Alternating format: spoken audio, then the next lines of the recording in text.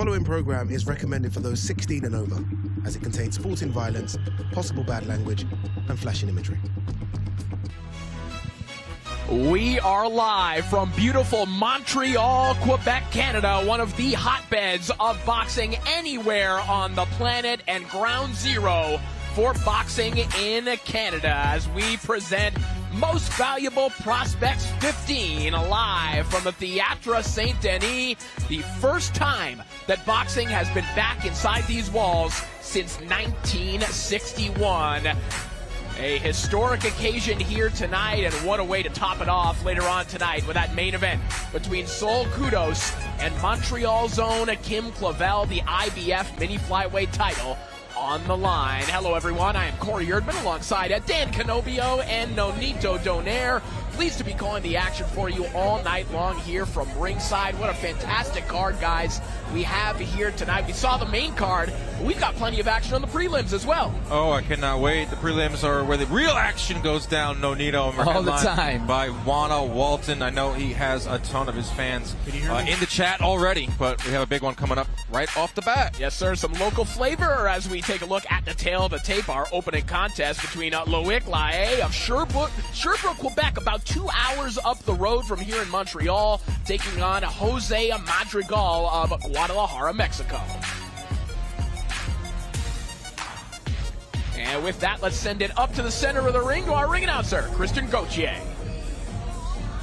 Mesdames et messieurs, bonsoir, bienvenue à l'espace Saint-Denis et à ce gala Most Valuable Prospects 15, une présentation de Groupe Yvon Michel, promoteur principal de cet événement, en collaboration avec Most Valuable Promotions, Jake Paul et Nakisa Bedarian, et mettant en vedette Kim Clavel contre Sol Lorena Cudos pour le championnat mondial des poids pailles de la IBF, en direct à DAZN. Accueillons d'abord vers le ring pour le premier combat de ce soir, 6 rounds chez les poids moyens. Dans le coin rouge, Jose Madrigal.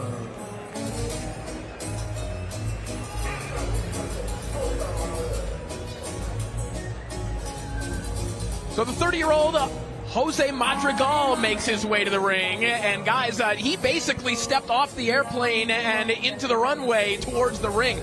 Madrigal arrived this morning, made the contracted weight, and is now stepping in the ring right now. What a day it's been for Madrigal. Hey, listen, I've been there before where I was the 1 day notice, 2 days notice kind of guy. You know, you never know. You know, they have nothing to lose, and their mindset is, you know what? Forget it. I'm here. I'll make it happen.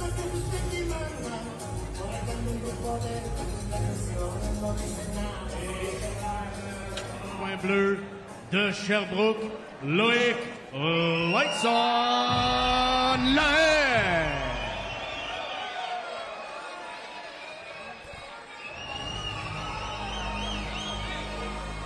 So the spotlight is on, lights on, Loick Lahaie of Sherbrooke, Quebec.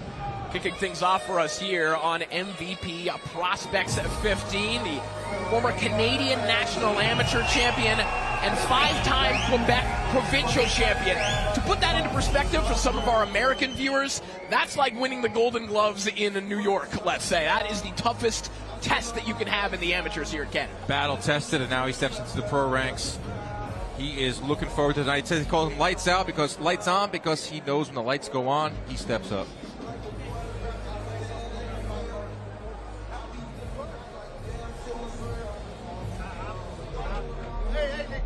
Good evening, ladies and gentlemen, and welcome to Montreal, Quebec, Canada, inside the Théâtre Saint-Denis. Tonight's home for Most Valuable Prospects 15, brought to you by Jake Paul and Nakisa Bedarian's Most Valuable Promotions, in association with Groupe Yvon Michel. It has been over 60 years since boxing has been in this venue, and we are honored at MVP to bring it back here in Montreal, Canada. We open our card tonight with 6 3-minute rounds in the middleweight division. Our 3 judges scoring this bout at ringside: Richard Blouin, Nicolas Esnault, and Maurice Josie Guerin. And our referee in charge when the bell rings is Albert Padulo Jr. 2 warriors, 1 fight. Who wants it more? Introducing first, fighting out of the red corner, wearing the black trunks with white trim. He weighed in at 158 pounds even. Tonight, he enters the ring with a professional record of 7 victories, opposite 7 defeats, with 6 of those wins coming by way of knockout. And he fights out of Guadalajara, Mexico, introducing Jose Madrigal.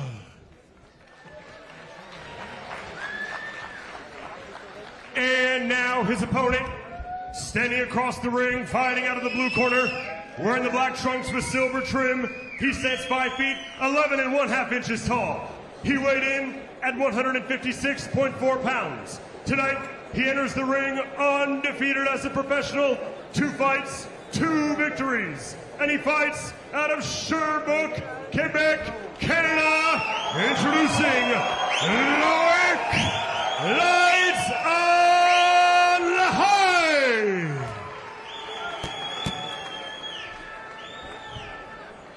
Go, boys.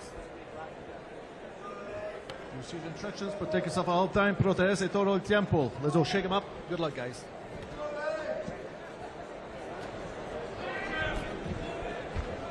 You saw the stare down. Loick Lahaie, the 23-year-old, towering over Jose Madrigal here in our opener. For a 154-pounder, guys, this is someone in Lahaie that played college football here for the Sherbrooke Volunteers. So this is a big 154-pounder and a big opportunity for the Quebecois to get things started here. Round 1 scheduled for 6. You know what I like about Lahaie right now is he's feinting, you know, just testing the guy's reach and distance and all of that stuff. I really like the way he came into this fight, coming with that feint and that jab and trying to use his range. Using a lot of strength there on the inside, too. He had a nice grip around the neck of Madrigal. Let him know, hey, I'm the bigger man in here. Well, you can tell, as I alluded to, by the body composition, that is a tight 154 pounds. This is a guy with a good frame at junior middleweight, and you see that good jab popping out there here in the early going. Again, that feint right there sets up the jab, sets up all the other shots as well. You know, that's something that he has to kind of do, because he's actually doing really good feint, but he's not doing anything more beyond that. And I'd like to see him throwing a jab and a double jab to set up his big right hand. See Lahaie trying to jab to the body there. His chopping right hand there from Madrigal, his first spurt of offense as Lahaie tries to return fire with a right hand of his own. Oof, that was nice. Well, Madrigal coming in there with just like any other Mexican fighters, man, just tough guys and ready to fight. He's got a very colorful box rec, Madrigal. 7-7, 7 losses coming, 4 of them by knockout. His 7 wins, 6 knockout wins. Yeah, true classic all or nothing fighter. And coming into this fight on the back of 4 straight TKO victories, all in less than 5 rounds. Yeah, he started his career on a 6-fight losing streak, so like props to him for sticking with it. One thing that Madrigal has to do is you got to press the gas, man. You at least just keep your hands up, because at this distance you'll get beaten up. You'll get tear up apart. You know, distance is his game. Therefore, cut that distance so that you can smother the longer reach fighter. You know, and that's what Madrigal has to do. In terms of skills, you know, Lahaie has definite more skills and talent than he does. Well, Nonito, you saw that just a moment ago there. Lahaie landing that left hook to the body, but Madrigal, he just stands in there and he landed that chopping right hand. That's you know, it's because for him, he cuts that distance. You know, when you're punching, a lot of the times you step forward, which cuts the distance, and it gives the opportunity for your opponent to hit. Very good right hand from Lahaie, but Madrigal, again, he's here to fight.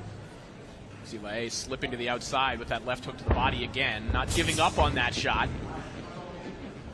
20 seconds remaining here in the opening frame.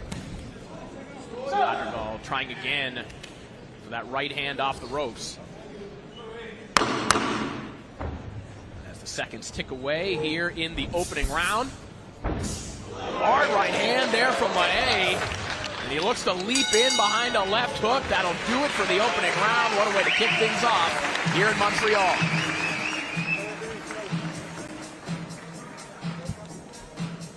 Lahaie seems very tight in there in that first round. You know, he wanted to hit the guy really as hard as he could. You know, he's trying to set up that jab, that right hand with the jab and the feint, and then he got the body shot in there. you know, but I felt like into this first round, Lahaie was very tight, you know, and granted, tight in terms of is keeping everything compact, his shots, or tight in like maybe mentality-wise? like he wants to just throw all the power, right, you know, without setting it up. You know, that's why there's a jab, and he has a great feint. And if he uses that feint, all of that will be given, will open up, you know, and jabs will be able to land properly, and the big shots will come in. Round 2 underway. Good start for Loick Lahaie, and credit to Jose Madrigal again arriving this morning and landing a couple good shots there in the opening round on Lahaie. And Nonito, it's interesting that you brought up feeling that Lahaie is looking a little bit tight right now, because he talked about his pro debut, his first 2 fights, and he said, I thought I would be more stressed than I was. He almost anticipated being a little bit tight in some of these early fights, and that, I guess you can understand that for a young fighter. Yeah.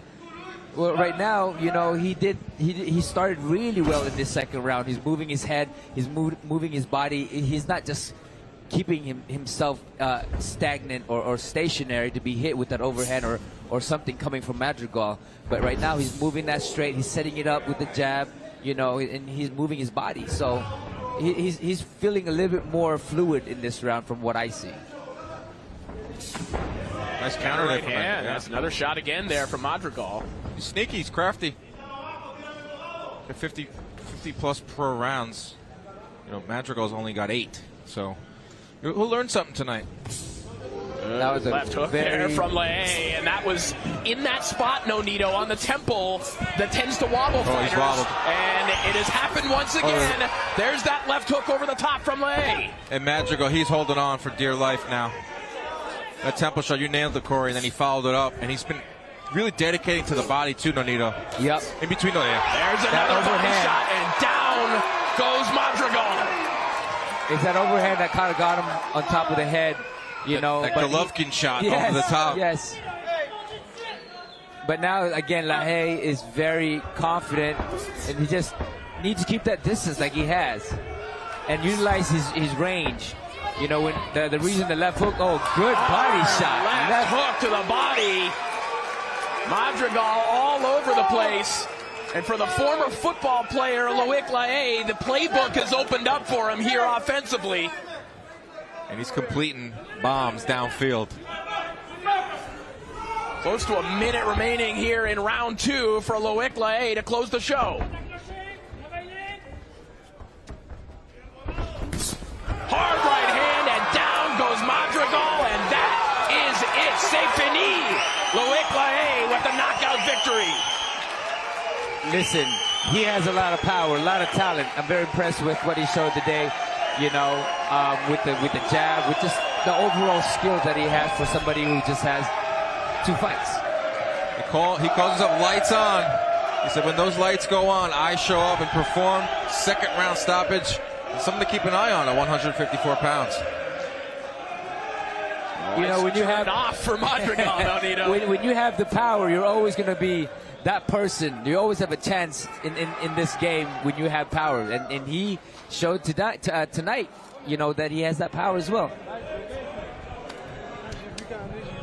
Pride of the Sherbrooke Boxing Club, Loick Lahaie, the 23-year-old. As we take a look back at how he closed the show here tonight. Very composed, too. That overhand that landed on the top, that's what wobbled Madrigal. That was the beginning of the end for him. I feel like he never had his footing after that initial shot. Well, when he got hit with that left hook from the very beginning, that's when his legs started to wobble. And then the second one coming in here, you know, which was, I believe it was the body shot. That's what I mean. It was equally as impressive. He was going upstairs, downstairs, so Madrigal had no idea what was coming. Yes. Here's the final combination that ended the fight.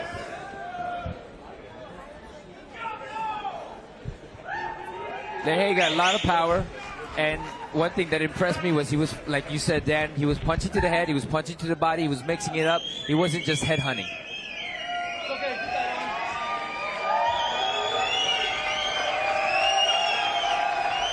So Loick Lahaie celebrating at center ring. It's Sherbrooke versus everybody here tonight. Let's make this one official as we send it back up to Big Mo. Ladies and gentlemen, referee Albert Perdulo Jr. calls a stop to this contest at 2 minutes, 16 seconds of the very first round, declaring your winner by TKO and still undefeated, Loick. Lights on! Lahaie! So a big win for Loick Lahaie in our opening contest, now 3-0. The pride of Sherbrooke, Quebec. And Loick Lahaie is standing by with the fourth member of our broadcast team, Ariel Helwani. All right, guys, I'm here with the pride of Sherbrooke. It sounds like we're in Sherbrooke right here and now with this reception that you got from this great crowd. Loick, congratulations on another great victory. You're now 3-0 as a pro. How impressed and how happy are you with your performance tonight? First of all, thank you all. Thank you, Sherbrooke. Thank you, all the people who are here. And I'm happy, but I got a lot of improvement to do, but I love my performance. Je veux parler aux partisans français aussi parce que je pense que français est un peu plus facile pour toi. Exactement. Merci à tout le monde. J'apprécie vraiment. Je vous l'avais dit que ça allait être tout un show. Puis on a eu la job. Let's go. I have to ask you. Je dois te demander. Tu as dit qu'il y a des choses que tu veux faire plus mieux la prochaine fois. You said that there are things that you want to do better the next time. Comme quoi? Parce que ça c'était très vite. Combat. This was a very quick fight. What could you improve on? Take my time. Juste prendre mon temps dans mes décisions. Prendre mon jab, feinter. When I got him hurt is because I feint my right and I come back with my left. So it was creativity, and I think I got to improve in this era. Well, you are well on your way. Congratulations. Félicitations. Montréal, one more time for the undefeated. The pride of Sherbrooke, Loick Lahaie. Thank you so much, Ariel. A fantastic performance from Loick Lahaie to kick off our broadcast here tonight. Certainly sending the Sherbrooke fans home happy. They made the 2-hour drive down here, and they got what they paid for. Big win for Loick Lahaie.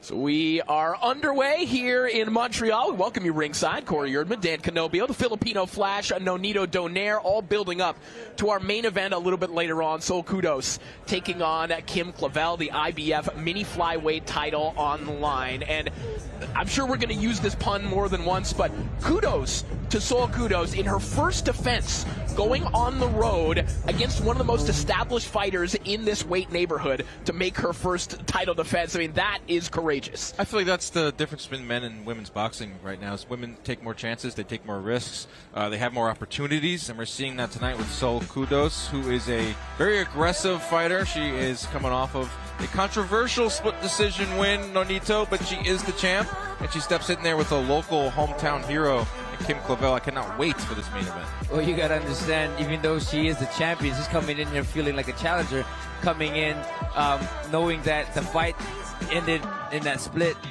close fight, and then you're coming in here with a person who's been a world champion in her territory. I mean, in your mind, you know, I got to make this happen. But Clavel has that emotional support from everybody here, and that's a very, very important part to be fighting in your ground. You know, it gives you a lot of motivation. Well, you mentioned this is indeed Kim Clavel territory. The former world champion at 108 pounds, lost that title back in 2022, has been rebuilding, and now is down at 105. And listen, fighters moving down to win a second world title, that doesn't happen all that often. And I know, Nonito, you can speak to this. I know people will say, hey, 108 to 105, it's only 3 pounds. But in terms of percentage of your body weight in this territory, that is a big ask. It is. People don't understand that the smaller that you are, the harder it is to go down in weight. I mean, I've done it. You know, it's all the discipline. And I believe that Clavel coming in here, she's very motivated and she's very inspired for this title shot, and coming down in weight and getting a second title division. I mean, it's again, motivated from the people, motivated for this opportunity. Yeah, and 35 years old too. How many more chances will you get? You know, like this is a huge opportunity for Clavel, and to do it here in her hometown, you know, first fight with MVP. You know, that's a lot. I can know she's probably feeling a little bit of the nerves right now, but also a lot of excitement. All right, well, that's our main event coming up a little bit later on. This place is going to be fired up for that one, but we're going to stick in and around this weight neighborhood in women's boxing for our next contest here on the prelims. We're going to get a look at Naomi Valle. We'll be taking on Federica Macri as we take a look at the tail of the tape. You see the measurables. The height advantage for Macri in this one, identical in terms of reach. Naomi Valle, the 21-year-old, considered one of the top women's boxing prospects in the world. Place maintenant au deuxième combat de la carte préliminaire, 8 rounds de boxe. Chez les poids pailles, accueillons la combattante du coin rouge, Federica La Cativa Macri.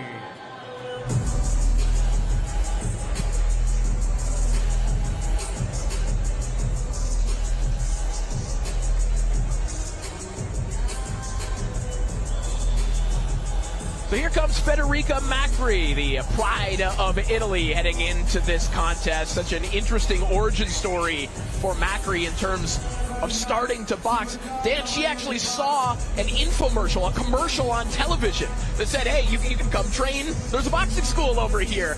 Very old school way of doing things, like picking up the phone and saying, yeah, can I join? Is that like those 3 in the morning infomercials? Yeah. You wake up on the couch and they're trying to sell you a CD or a mixtape, but this was for boxing? That's amazing. That's an awesome origin story. It worked out well. Now 6-0-1 and a massive opportunity for her here tonight. Et accueillons maintenant vers le ring son adversaire boxant dans le coin bleu, Naomi Wonder Woman Valle.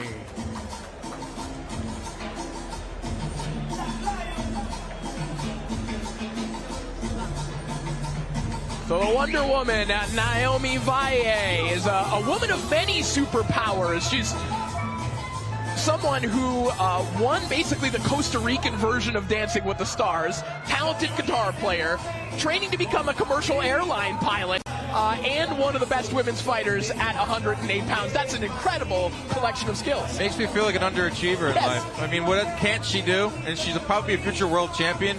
I mean, I see her Instagram, and she's out there flying as a pilot. That's exceptional, and I know her sister, a world champion, will be fighting on a big fight coming up for us in November. There she is. Yeah, up-and-coming star Naomi Valle at 108 pounds, and you can't go anywhere in Costa Rica without them getting swarmed. They are big-time stars over there. All right, let's get it up to Big Mo to introduce the fighters. And now, ladies and gentlemen, live from the Théâtre Saint-Denis here in Montreal, Quebec, Canada, for Most Valuable Prospects 15, brought to you by Jake Paul and Nikisa Badarian's Most Valuable Promotions in association with Group Yvonne Michel. We arrive at the light flyweight division, scheduled for 8 2-minute rounds. Our judges scoring this bout at ringside, Richard de Carufel, Guy Gerard, and Sylvain Leblanc. And our referee in charge when the bell rings is Steve St. Germain. 2 warriors, 1 fight. Who wants it more? Introducing first, fighting out of the red corner, wearing the black trunks with purple trim. She stands 5 feet, 3 1/2 inches tall. She weighed in at 107 pounds. Tonight, she enters the ring undefeated as a professional, 6 victories, opposite no defeats, and 1 draw, with one of those wins coming by way of knockout. And she fights out of Aosta, Italy, introducing Federica La Cativa Macri. And now her opponent standing across the ring, fighting out of the blue corner, wearing the white, navy, and dark red trunks. She stands 5 feet, 1 1/2 inches tall. She weighed in at 106.6 pounds. Tonight, she enters the ring undefeated as a professional. 14 fights, 14 victories, 9 of which coming by way of knockout. And she fights out of San Jose, Costa Rica, introducing MVP's own 21-year-old phenom, introducing Naomi Wonder Woman Valle.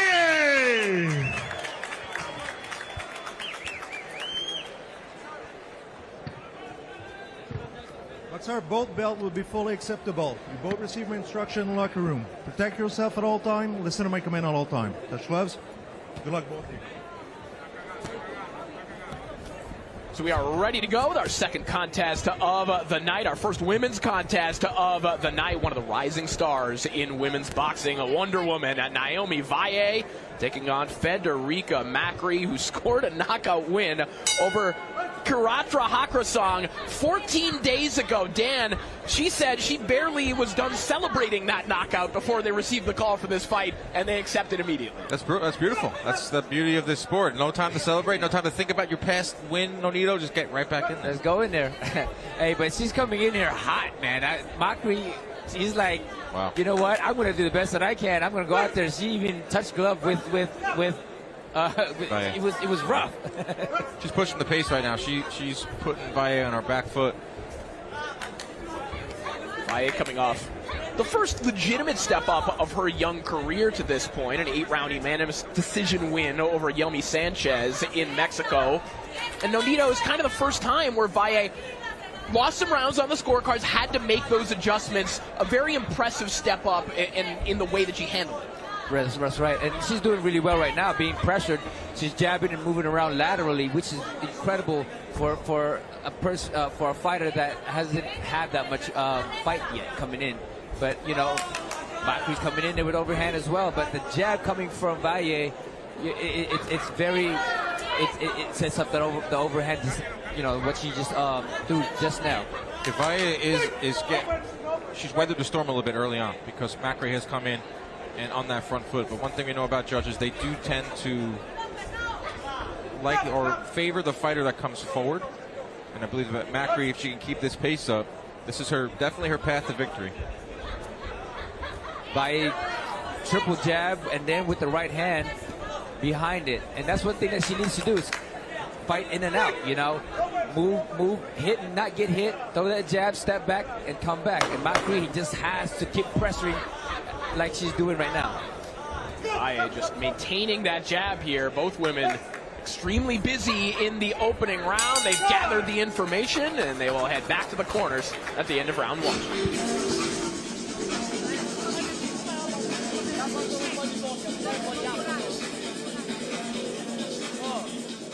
And here's the replay on this. You know, Macri coming in with pressure, and here's Valle with the jab and doubling it up and all of that stuff. That's something that she needs to do, tripling it up actually, you know, and then the right hand come in after that. They're both fighting what they should be doing with Valle coming in with the jabs and setting up the right hand, and then Macri coming in and making it hard and fast for Valle. So they're fighting their game plan, but it's who can establish it more, can really lead this fight.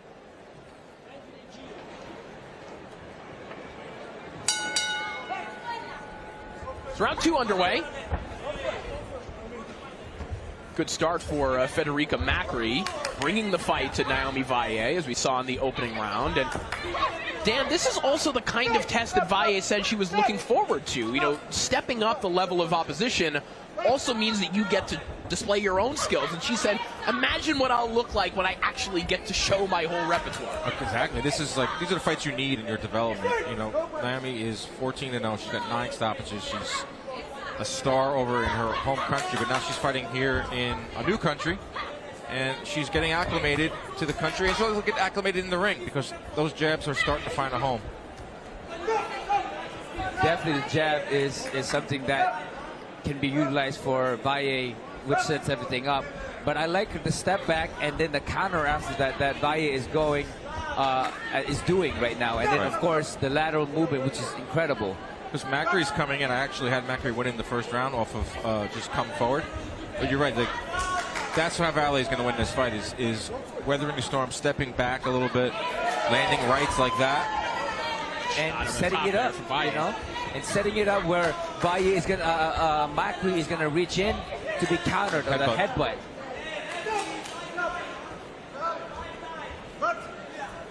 How aggressively Macri's coming forward. That headbutt seemed like an inevitability in this fight, as Valle places another good right hand right down the pipe. Macri smiles after that, by the way. Well, that's an interesting test for Valle here tonight, too, Nonito, because this is an undefeated opponent. You can watch the facial expressions of Macri. She is anything, I mean, she is extremely confident coming in here tonight. Came all the way from Italy, too. Yes. We have 2 Italian fighters on the card tonight. Later on, Tam Thibault's opponent, Cristina Mazzotta. And Macri's just walking in, punching, you know, without even kind of setting things up. That was a good bounce back round from Valle. She landed that jab early and often. Well, after nearly 2 years out of the ring, Jeska Neri Plata is back and ready to take back her crown as she faces the reigning champ, Lourdes Juarez, in a high-stakes, most valuable prospect showdown, live on DAZN, October 18th. Here's the headbutt. And with Macri just coming in, that was almost inevitable, like Corey, you mentioned. But, you know, I don't think there's a cut. I don't see much of an abrasion.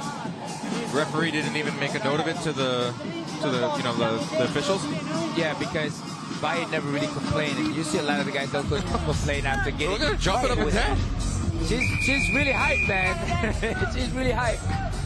But that's something that you'll get with somebody who comes in with their head, with their intensity and aggression. Things like that can happen.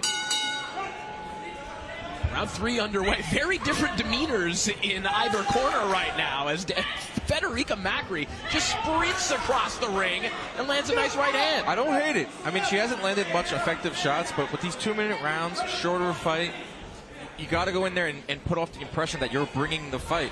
That's right. I mean, how many times have you seen that? The judges, they really favor the fighter that comes forward. Although Valle, she's starting to move. Moving really well. And that jab, beautiful jab coming from her. Right, if you're going to move like that, you've got to plant yourself and land something every once in a while. And also keep throwing that jab, keep landing that jab, because that will stop Macri in her tracks. 100% on that. I believe trying to do that. Yes, but you got when you had asked earlier whether she can keep this up, I believe she can. I mean, she fought 2 weeks ago. Yeah. You got to figure her cardio is at top tier. Her and her trainer, Luca Di Caroli, very, very confident. As Valle looks for that check left hook. And the 108-pound division it's very exciting division. You know, Valle wants to get into title contention. Obviously, Macri wants to get there as well. You know, we got Evelyn Bermudez, we got Kim Clavel, you know, we have Sarah Bailey in the mix. So, you know, Clavel fighting at 105, but she's also fought at 108 as well. She is rough. What happened there? Shot behind the back, yeah. Getting a little out of control with the aggression, but I'm not saying I don't condone that at all, but you got to get a little, you know. No, she's very rough. As you can see right now, when they're up close, she's nonstop. You know, which is very, very difficult. I mean, you know, the biggest thing about the biggest fight, the opponent you have inside that ring is yourself. You know, so that's one thing that she's doing is pressuring Valle to question whether she wants to be doing this. You know, and Valle, of course. Referee's going to play a crucial role in this fight, I believe. Valle, of course, is doing what she does, you know, and I heard earlier on from her sister that kind of take her to school. So I think that's one thing that she's trying to do is box well and take her to school.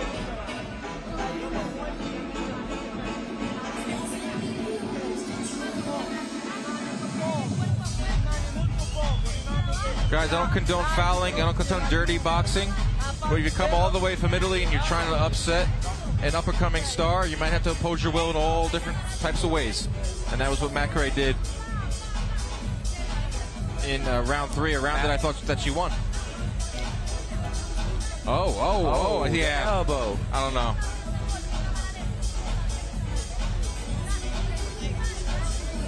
All right, so warnings have been established. We're getting into point deduction territory, in which should be a very close fight. So something to keep an eye on. This is a very good experience for Valle. I mean, Macri is no joke as well in this division. Round 4 begins. Round 4 begins just how round 3 started, round 2 and round 1 began. Well, and you mentioned this is an interesting test, Nonito, for Naomi Valle, and this is one of those tests that young fighters encounter. And Valle now has kind of two choices in this matter. Does she let this sort of messiness and the chaos throw her off her game, or does she adapt in some way? Well, right now, the way she's moving, she's adapting really well. The 1-2-1, which lands a lot, and early on too in the previous rounds where she landed the jab after moving around. You know, that's what she's doing right now. Look at the movement that she's doing. She's very much adjusted to Macri's style, and being in that distance is not something that she should be doing, and she understands that.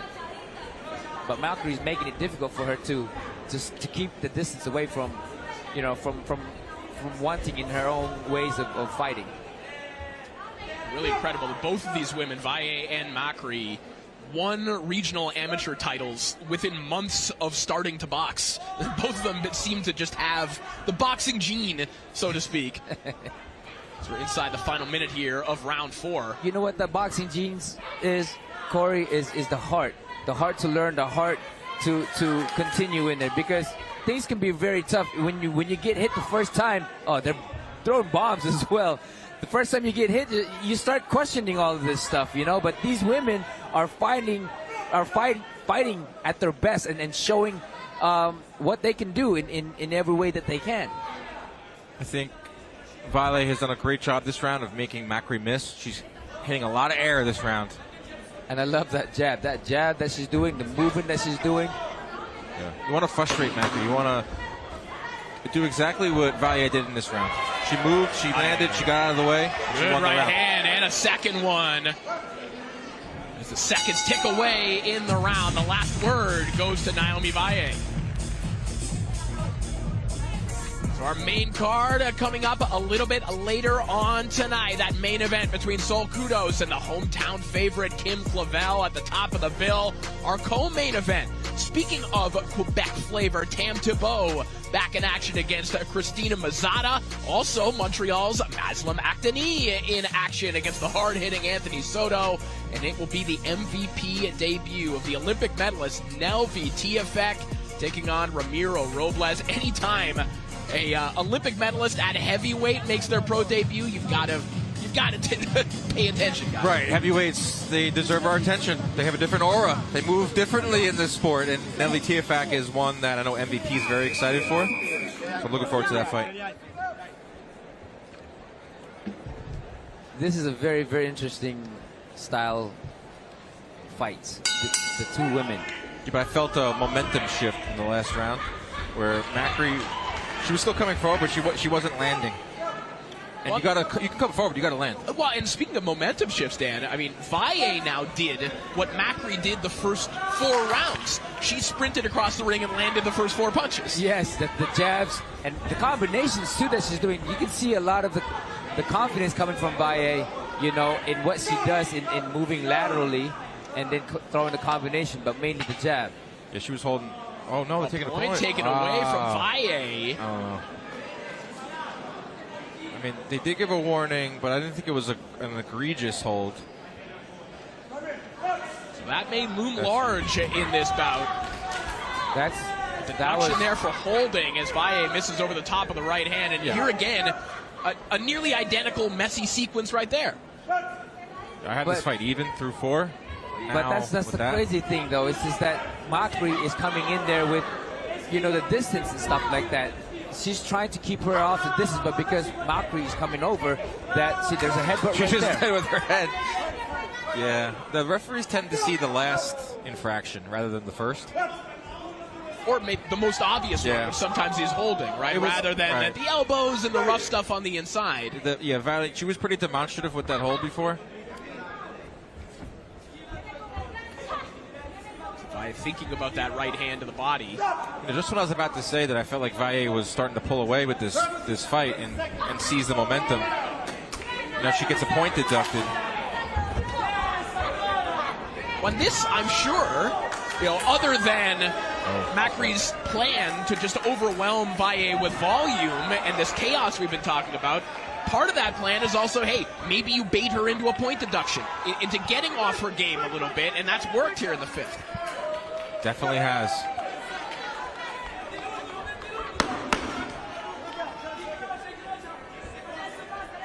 Seconds tick away as the confidence grows for Federica Macri.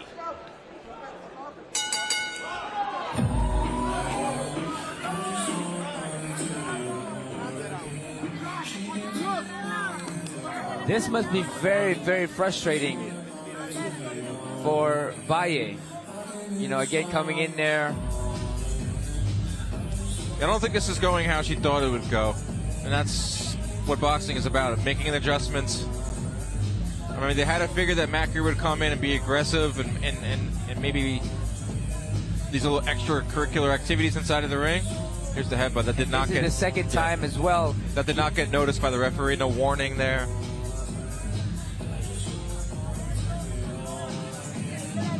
Valle isn't tough right now.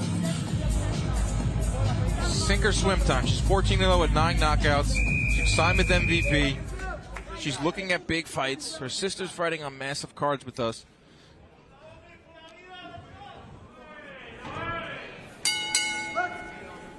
So round 6 begins. Macri again racing across the ring. We'll see if Naomi Valle can stabilize and start banking some rounds here. And luckily for Valle, we talked about that win that she's coming off of. She does, Nonito, have some experience to draw on. That was an 8-round win that was kind of like a 5-3-ish fight on the scorecard. So she's been in this kind of spot before and has pulled out the victory. Well, the thing is, you know, as a winner, that mindset, you're going to have to figure it out. And that's what she's doing right now. As you saw earlier, in the beginning of the round, she didn't charge like she did in the previous round, and she's keeping that distance from Macri and utilizing that distance, and that's her way of changing the whole landscape of the fight, because she has no chance. Not that she doesn't have no chance, but it's just very difficult for her to be in that distance, and she's doing really well boxing.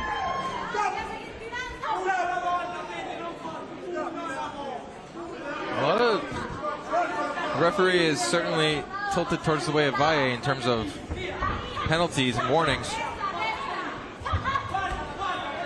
Missing over the top of that right hand. A little shoe shine combination downstairs from Macri. And through 5 rounds, I have Macri winning 3 of those. One of them is a 10-8 round as well. This one is up for grabs. I believe that Valle needs to just keep her hands up instead of putting it out there, like trying to keep the distance. Keep her hands up so that it limits her from holding or from tangling arms and arms with Macri. It's a good right hand that landed there from Valle, but again, that's the grittiness of Macri. She eats that right hand and immediately marches forward. 10 seconds here of round 6. Crunch time for Naomi Valle and for Federica Macri, 2 undefeated fighters trying to hang on to that undefeated record as they exchange right at the bell.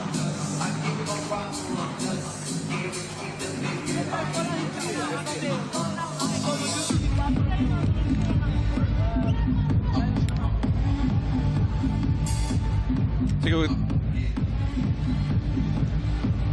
Goccio d'acqua, Fede. Goccio d'acqua.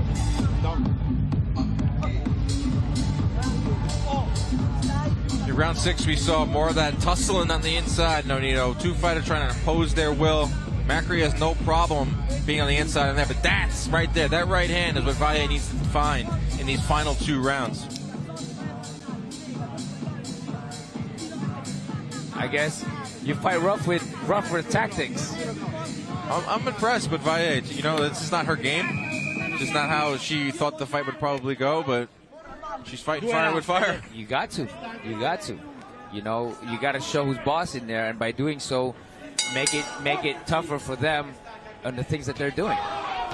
Right hand to the body immediately from Macri. So we continue to play that game, Dan, of who lands the first shot in the round. It's important. It's almost as important as the final shot of the round to set that tone. And through 6 rounds, CompuBox punch stats, we got Valle with a 60-47 edge in total connects. Macri has the edge in power.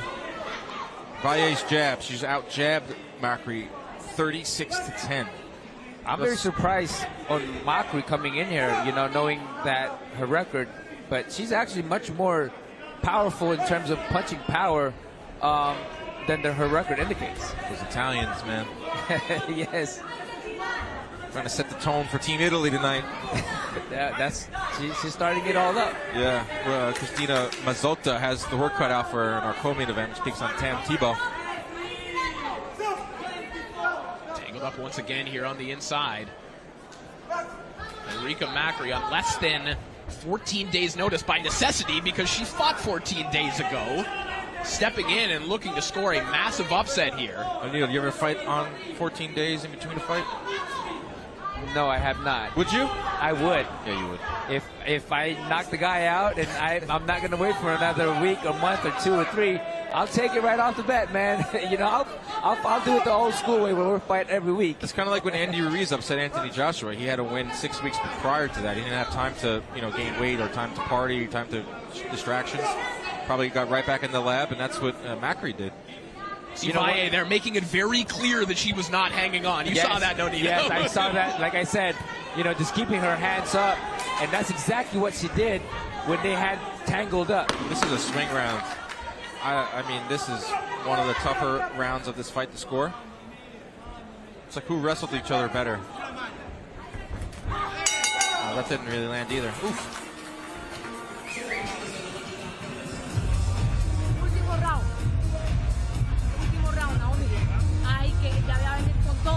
Hay que ganar ese último round. Hay que ganar. ¿Cómo se ganan los rounds?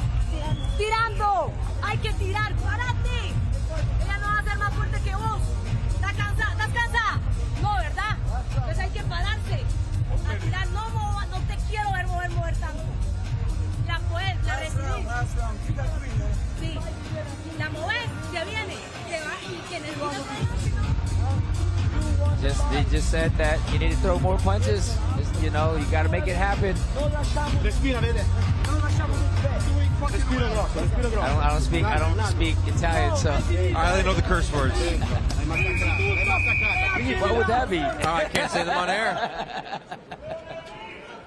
Naomi Valle drawing upon those hard training camps in Mexico, drawing upon the advice of her 3-division world champion sister, and trying to hold off Federica Macri, who, how fittingly, trains at the Rocky Gym, looking for her Rocky moment tonight. This is too many storylines here. But heading into the 8th round, I have Valle up 4 rounds to 3, but with the point deduction, even fight. Massive. So you're saying then that this is the make or break round? Make or break fight, make or break round. Yeah. That's how it is.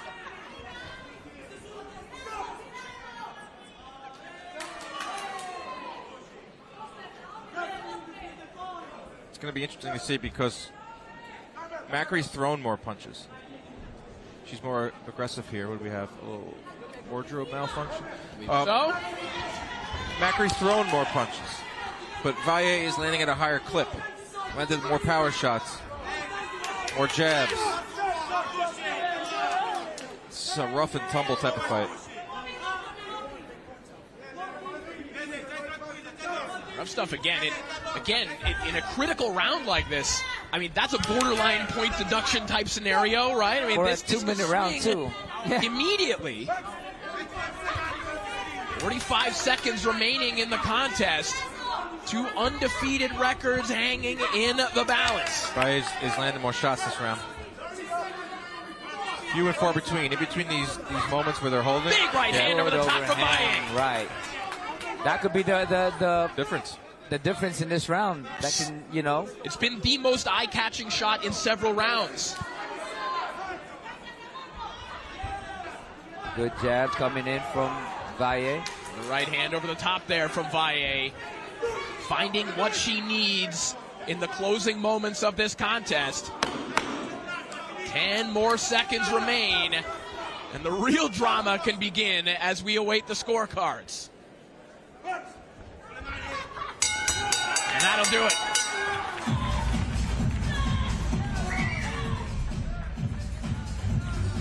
An overjoyed Federica Macri, an emotional Federica Macri, and a very different energy in the Naomi Valle corner right now.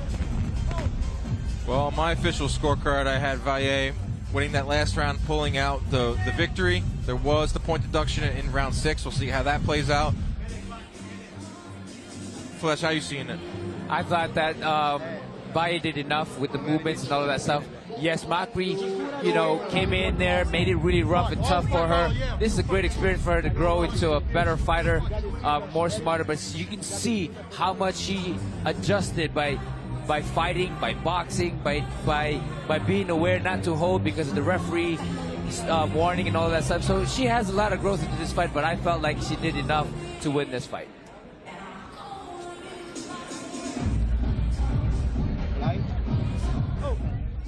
Coming up on Friday, November 14th. Speaking of the fighting Valles, Yokasta Valle putting the WBC strawweight title on the line against Yadira Bustillos.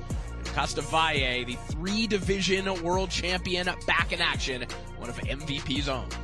Big fight.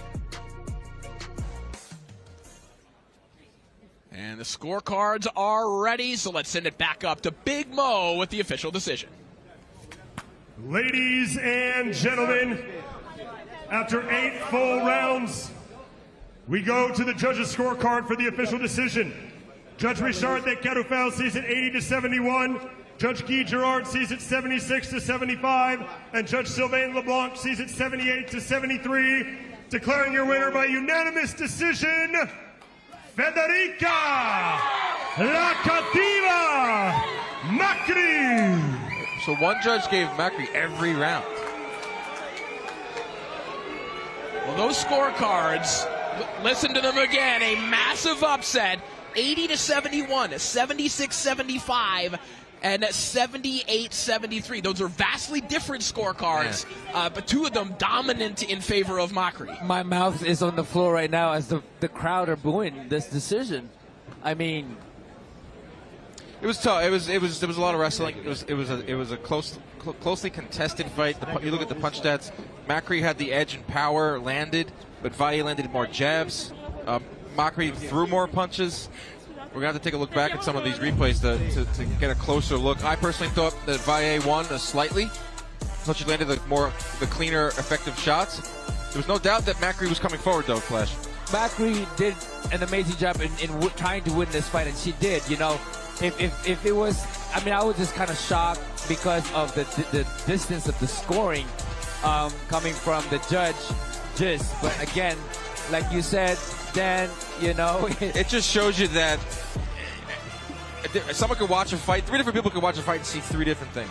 To see an 80-71 and then a wider range of scorecards. Yeah, and I also think, Dan, and obviously as someone who focuses so intently on the stats and scoring as you do, it also speaks to what the preferences are in fights that feature 2-minute rounds. I mean, it's a truncated batch of action that you're looking at, and oftentimes, and I think you're just looking at aggression. You don't have that 3rd minute to see to validate some of the things that you're looking at. That's why I thought Macri, her game plan was brilliant. It was to come forward and try to steal rounds and maybe not land the hardest shots, but make it look like she's bringing the fight. Well, the thing is that ring journalship, the movement, the lateral movement, the jab, and all of that stuff, stylistically, it was Valle's way. Yes, Macri came in and tried to make the fight happen, and which is incredible. I think she deserves to be notified to take notice that she did an amazing job.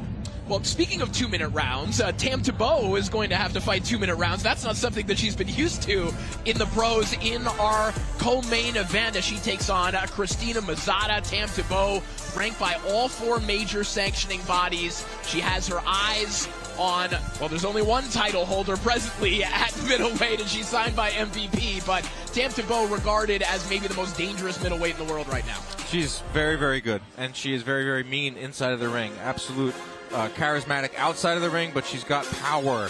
She has great understanding of her range. She throws that jab, and just a very well-rounded fighter, and someone that I think in 12 months, even less, could be a world champion.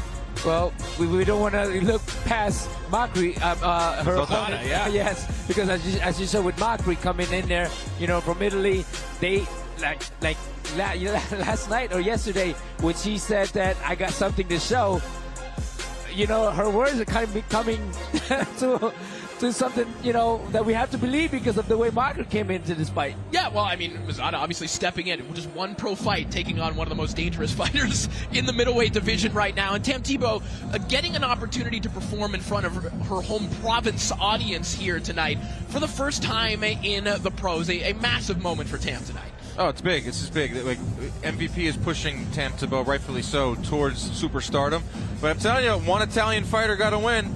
I'm not saying Cristina Mazzata can pull it off, but it could be 2-0 for Team Italy tonight. You know, Tebow is very skillful. She knows how to reach, how to use her range. And that's what makes it very, very difficult for anyone to fight her because she's very tall, but she knows how to use it and drop those big shots behind it. All right, so that is our co-main event coming up a little bit later on here tonight. A massive fight card from here at the Théâtre Saint-Denis. We take a look at the fight card in its totality. That main event between Cudos and Clavel promises to be a banger. We just told you all about Tam Tebow and Cristina Mazzata. Tebow always brings the action. And some more local favorite, Maslam Akhtani, looking to step onto the world stage here tonight as he takes on Anthony Soto. And our opener on the main card is the MVP debut of the Olympic medalist Nelvi Tiafek as he takes on Ramiro Robles. But we have more action coming your way here on the prelims as we send it back up to Christian Gauthier.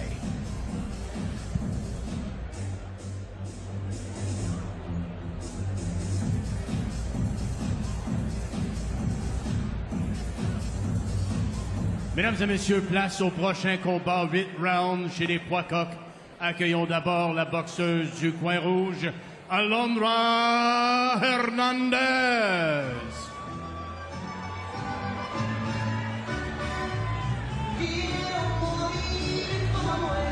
So Alondra Hernandez in a hurry to get in the ring here tonight. She's coming off a 5th round TKO win over Fatima Rodriguez. The only loss on her pro record, Dan, came in a hard-fought decision loss to Alexis Kubicki, who, of course, we saw about a week ago fighting for the undisputed championship. So even in that loss, there is some confidence to extract for Hernandez tonight. Women's boxing never ceases to amaze me with these opportunities and their willingness to get in there and fight on short notice, take on risks early on in their career. I wish sometimes the men fought like that. No slight on you, don't either. Et voici maintenant son adversaire, boxant dans le coin bleu, Amanda Bambola Galle.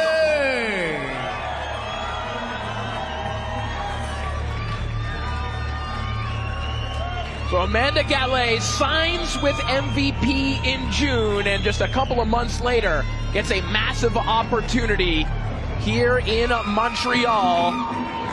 The current IBO World Bantamweight Champion has her eyes on the belts in the 4 major sanctioning bodies. And we've been hearing whispers, Dan, all week that a big opportunity could be looming for Galle if she could get a victory tonight. Well, we know who the undisputed champion is in this weight class. That's Janika Johnson.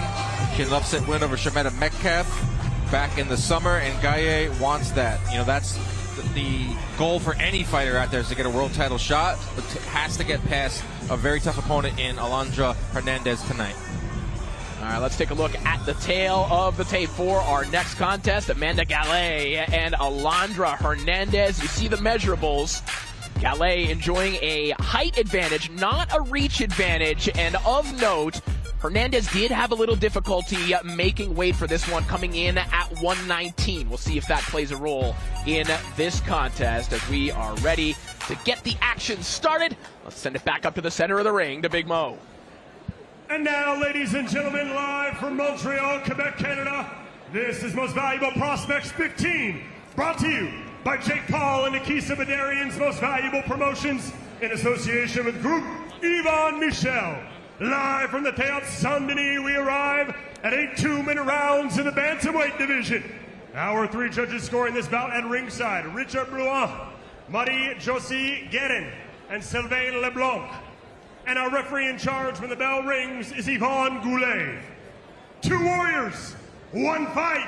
Who wants it more? Introducing first, fighting out of the red corner, wearing the white trunks with green and red trim, donning the flag of Mexico. She sits 5 feet 1 inch tall. She weighed in at 119 pounds. Tonight, she enters the ring with a professional record of 8 victories versus just 1 defeat. And she fights out of Mexico City, Mexico, introducing Alondra Hernandez. And now her opponent standing across the ring, fighting out of the blue corner, wearing the white, red, and green trunks. She stands 5 feet, 3 inches tall. She weighed in at 117.4 pounds. Tonight, she enters the ring undefeated as a professional, 11 victories, opposite no defeats, and 1 draw, with 1 of those wins coming by way of knockout. And she fights out of Mississauga, Ontario, Canada, tonight making her MVP debut, Amanda Bambola Galle!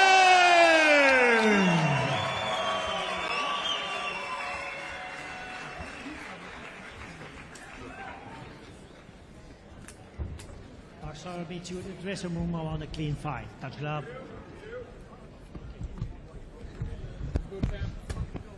So we are set to go with our next contest. So much on the line here for Amanda Galle, new signee of MVP, as she takes on Alondra Hernandez here tonight. She's been battle-tested against a world title challenger in recent years, looking to spoil the party here tonight. Round 1 underway. I maybe ran into Amanda Galle like 7 or 8 times in the fighter hotel this week, and every time she's told me I'm going to stick a jab. Watch my jab. Right in the face all night. Doesn't jab yet, but she's under the nice right hand. A good distance game from Galle. You know, Galle's really doing really well, keeping that distance at the mid-range and choosing the right shots at the same time. Really no surprises here in terms of the approach of Alondra Hernandez. You know what she wants to do. She wants to get to the inside and bang away to the body. Good right hand and a left hook immediately behind it there from Galle. I like the body, left to the body, left to the hook, left hook afterwards from Galle. You know, it's showing her confidence in fighting in that mid-range. This is the range that Galle wants it at. And right there, get in and out. Yes, movement-wise, it's great. But when she's in there, she attacks before her opponent can attack. Good left hook there down to the body from Galle, misses up top. And you can hear her corner saying, don't try so hard. In other words, Nonito, hey, you can loosen up a little bit. A good catch and shoot from Galle. That was great. Clicking on all cylinders early on. No feeling out process. Nice right hand over the top, the left hook right behind it again, making 2 of them. Everything working for Galle right now. And I love the way she moves afterwards, you know, because knowing that her opponent, Hernandez, is coming in with one style, just press forward and try to make it rough. But Galle's moving around and shooting those combination and then stepping back. Counter right hand over the top there from Galle. A beautiful round of boxing for Mississauga's finest. Last fight was very hard to score. Those rounds were close. That was a very demonstrative 10-9 round from Team Galle.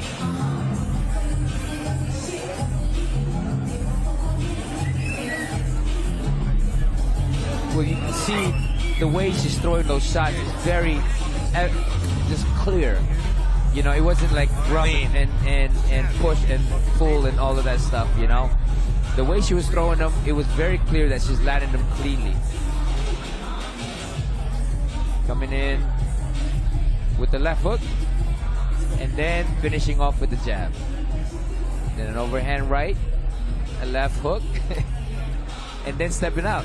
You know, her pattern is very great because she's actually sticking to the movement of attack and the distance of the defense.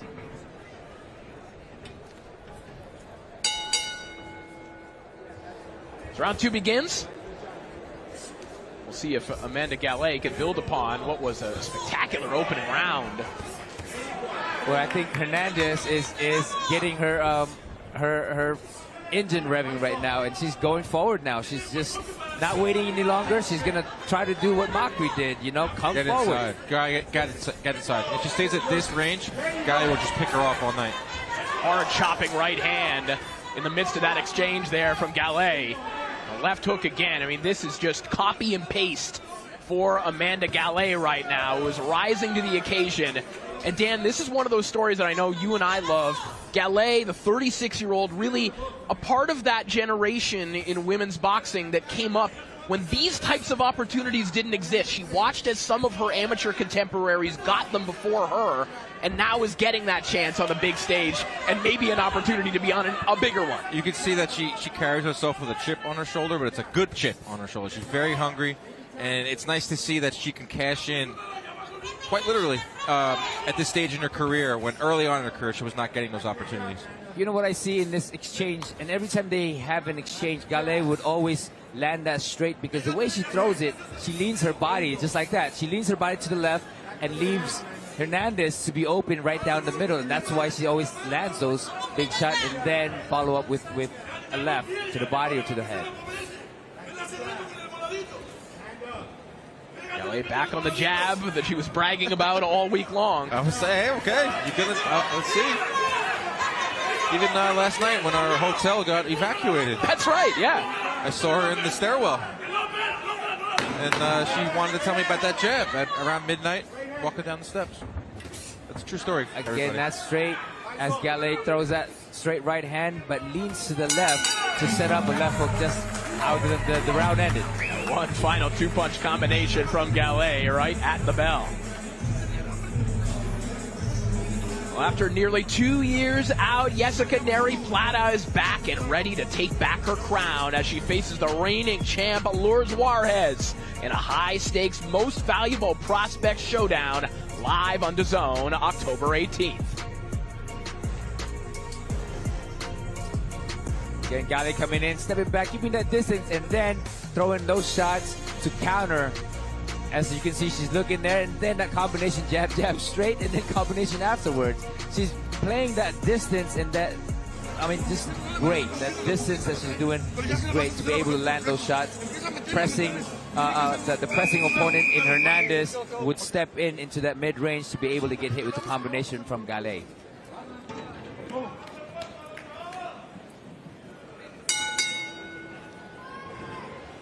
Round 3 underway. Amanda Galle looking to maybe punch her ticket to a big opportunity in the bantamweight division.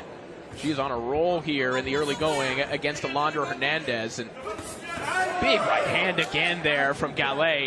You know, Nonito, I wanted to point something out. Let's get nerdy a little bit here. One thing that I see Galle doing a lot of, and I know you appreciate it, catching shots with the gloves open in front, you know, catching them like that, setting up the left hook. I know you appreciate doing that. Oh, yes. See, there's a lot of people don't understand how to do that, because with your hand open, you can just kind of redirect the punch to be able to shoot that same hand and land the shots. You know, there's a lot of things like that that's showing a lot of experience coming from Galle, you know, and then, of course, the lateral movement, and then that feint coming in, just taking control of the fight by using the feint, using the combination, and using the mid-range, and allowing Jessica Hernandez to come in and you know, be hit because she's at that distance, and that's what Galle is setting Hernandez up for. Well, and it's also created doubt in the mind of Hernandez, right, Dan? Because now you're seeing in the early portion of this round, Galle able to just jab because Hernandez a little bit more tentative because of the counters that Nonito just talked about. Exactly. She's obviously she can land those rights and lefts. Those are landing, but the jab is keeping Hernandez from coming forward. And now she's in the flow state. She's moving around in there. She's looking excellent. Beautiful, beautiful lateral movement, and then she'll feint here, but then she'll throw a combination just like that. A 1, 2, 3, and then down to the body. You know, she's mixing it up to the top, she's mixing it up to the bottom, and then coming back to the jab and stepping back out again. Mixing in the body work, mixing in uppercuts as Hernandez looks for an uppercut of her own, but she just cannot get past that lead hand of Amanda Galle.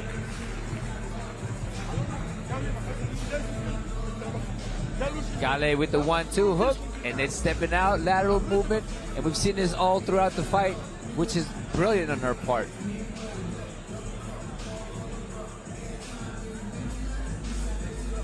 And that's very smart of her, so not to be hit in close range from Hernandez. And again, mixing it up to the bottom, to the top, and into to the body. You know, she's doing really well in terms of just following the protocol, I guess, in the boxing world of shooting to the top, shooting to the bottom, moving around here and there, and then fishing your opponent to come into your range to be able to throw this combination, then stepping out of it. Also putting on a clinic on how to deal with a fighter that comes forward. We saw it in the last fight, Valle had a problem with that. She didn't know how to handle a fighter that was coming forward. But Galle has shown how to handle a fighter that's coming forward. It's movement, it's getting in and out, landing clean shots and getting out. And so that Hernandez can't, her rhythm is, she hasn't gotten the rhythm yet, Hernandez. She has, every time she goes, well, now she's starting to come forward here, but. And that jab again. But going back into that previous fight, good big right hand over the top. Galle with maybe the best shot of the fight right now is Hernandez trying to pick up the intensity, but that's just running right into the fire. That's got to be so disheartening for Hernandez. She probably had the best sequence of the fight for herself, coming forward. All right, this is the round where I'm going to come forward, I'm going to let my hands go. And Galle showed that she could be a counter puncher as well. And I think she won those exchanges, Galle. Amanda Galle, a woman who's been really fighting in some fashion her entire life. She's a 4th degree karate black belt as well, and that's before she ever put on a pair of boxing gloves. Well, she loves fighting, that's for sure. Picking apart Alondra Hernandez, who's a multidisciplinary person herself. She's studying for a degree in both culinary arts and criminology. Very different things. Wow, impressive. Wow, that is very impressive. Right here, Galle coming in as she already expects Hernandez to step into her range, and that's when she throws those combinations as Hernandez is stepping in to be hit. 1-2-1 coming from Galle. Hernandez still pressing. I mean, you got to give it up to these women. They are, I would say, they have really big heart. They're bringing it. Big left hook again there from Galle, who just cannot miss. And credit to Hernandez for continuing to bring the pressure, but she has been a square target for Galle to tee off on to this point in the fight. I have Galle winning all 4 rounds, but Hernandez, it's not stopping Hernandez from trying to win and competing.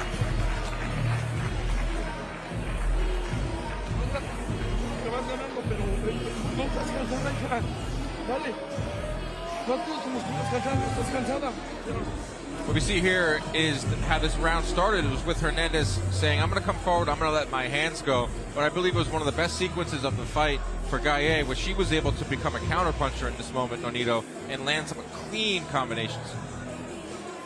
Well, that's the thing is, you know, when you are given that opportunity, you're going to, it's crucial for you to learn how to counter and how to shoot those shots, especially when you have Hernandez coming in forward and trying to make the fight happen for herself. Galle's coming in and countering properly.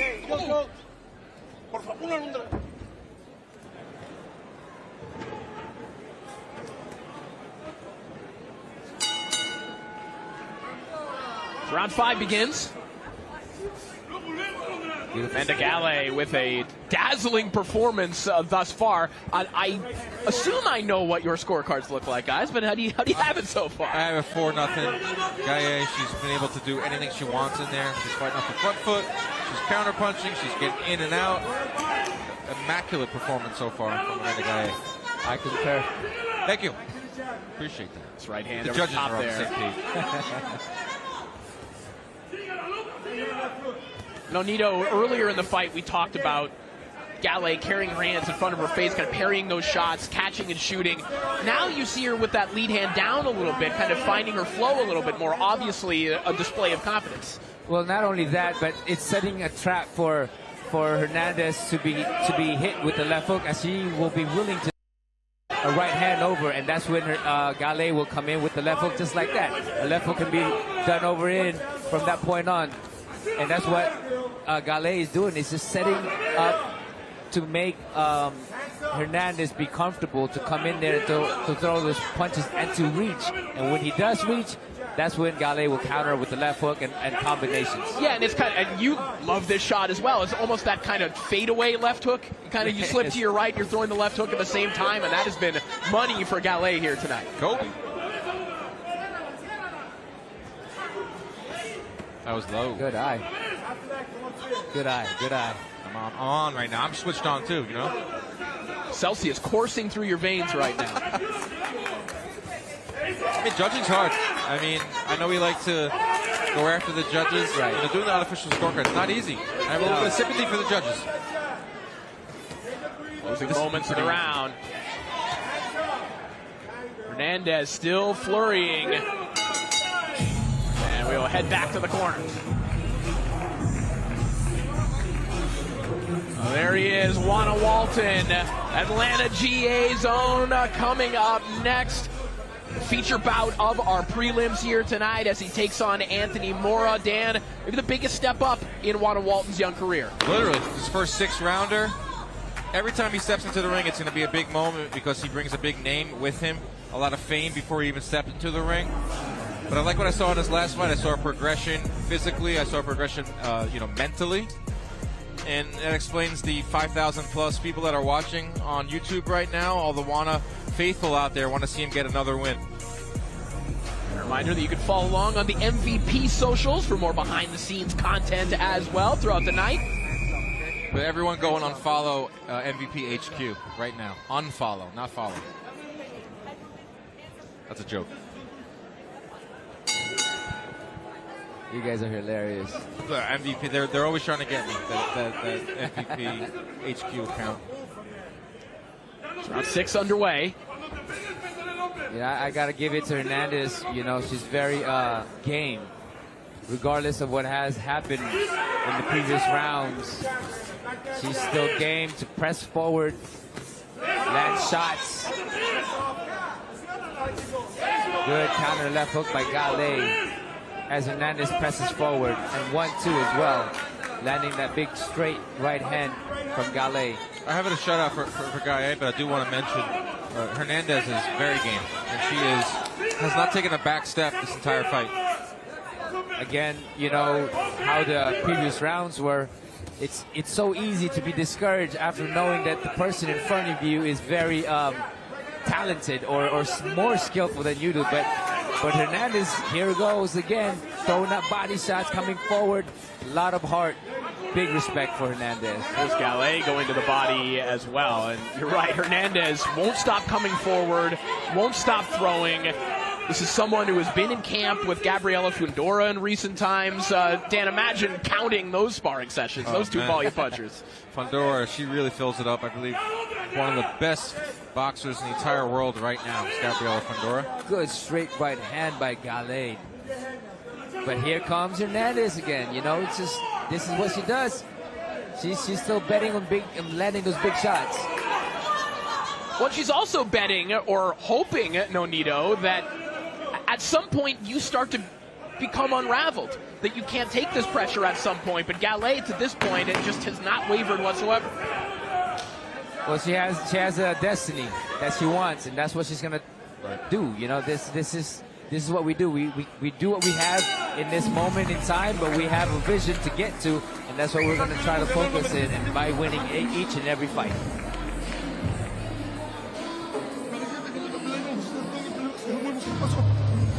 Es lo peor. Si la Mora fuera buena, ya nos ganó. Lo peor es que vas a dejar una pelea ganable porque no la cierras. No estás aventando.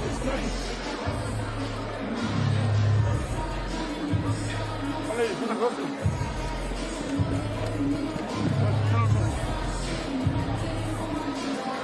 Carrones. Well, first off, I gotta say, from the corner, my guy wearing the Aaron Judge shirt, great looking shirt. Yep, he's on fire right now, Judge. Hey, Dan, did you hear the Tigers are going to the playoffs? They're in? The Tigers are going to the Days. Wow, you look so much happier now. My energy has improved dramatically, and I was already fired up. Wow, it's time for October baseball.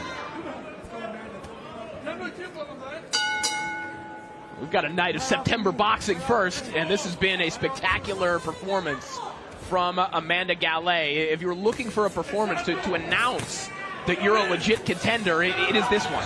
This is a red-hot division, too, Corey. Shanika Johnson, undisputed champion, upset Shermetta Metcalf back in July on the Taylor Serrano 3 card. Dina Thorsland is the WBC champion in recess, who is a top 10 operator as well. You know, Galle, talking with her the many times I saw her at the hotel, she's like, I know what I want. Like, I want a big shot.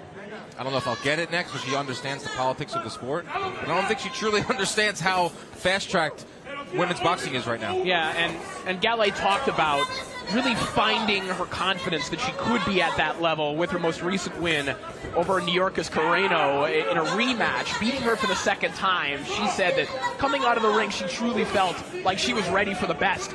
If she felt that way after that performance, how's she going to feel here tonight? Yeah, this is another confidence builder.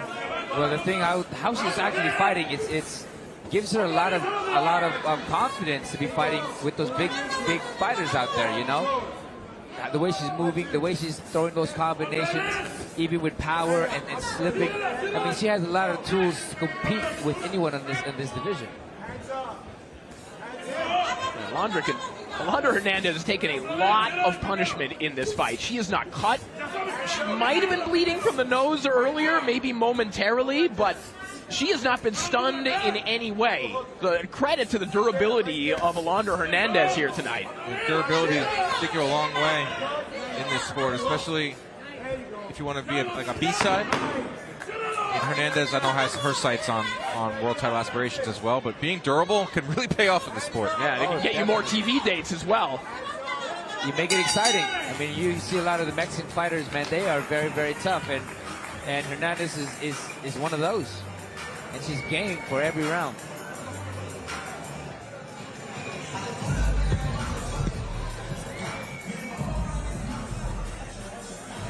Galle had been in that flow state since the very first combination she threw in this fight, and we saw it right there with a nice left, that fadeaway shot that you were talking about, Corey.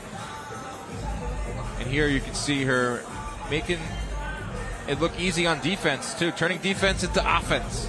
That's right. She has the glow. Must feel so amazing when you're in that state where you feel like you can't miss. It's like in baseball where the ball looks like a beach ball and you're hitting everything. That's what Galle is doing tonight. Wow, did you see that? She was looking over at Nikisa Badarian, and I don't know what she said, but I know it was like, hey, I want my shot. Well, it's been one heck of a first night on the job, so to speak, for Amanda Galle, as Alondra Hernandez is going to need something massive in the way of a knockout to win this fight here. A great MVP debut for Galle.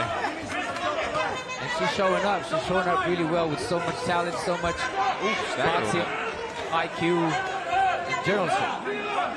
You can just see it in the footwork now of Amanda Galle. She's having a lot of fun here tonight. Well, she said footwork is head work for me. That's another thing she told me in the hotel as well, and we're seeing that too. It's great footwork. It all starts with the feet. 1-2 right down the pipe there from Galle. She's going to take a lap of the track before landing another one. A good 1-2 right hand. I guess you can do that when you're up 7 rounds to none. Yeah, you can more or less do whatever you want. Make it fun.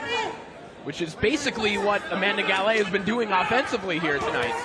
But much respect to Hernandez. Oh, who yeah. doesn't slow down, who doesn't stop, and still is looking for a big shot.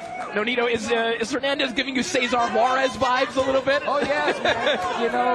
you know those typical Mexican toughness, and that's where you got to give that respect to Hernandez, who comes in here knowing each round has been her opponent's, but she still doesn't stop and still aiming to land a big shot.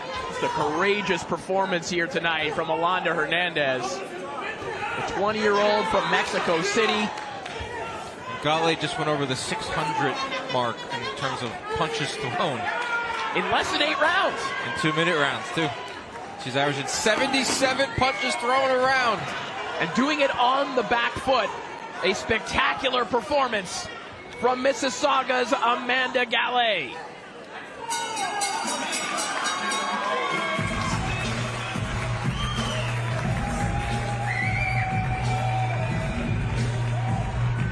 take a bow. Amanda Galle. A big ovation from the crowd here at the Théâtre Saint-Denis in downtown Montreal. Amanda Galle might have just punched her ticket to an undisputed title shot. The way she showed up tonight, you know, the way she, her skills was visible to everybody out here.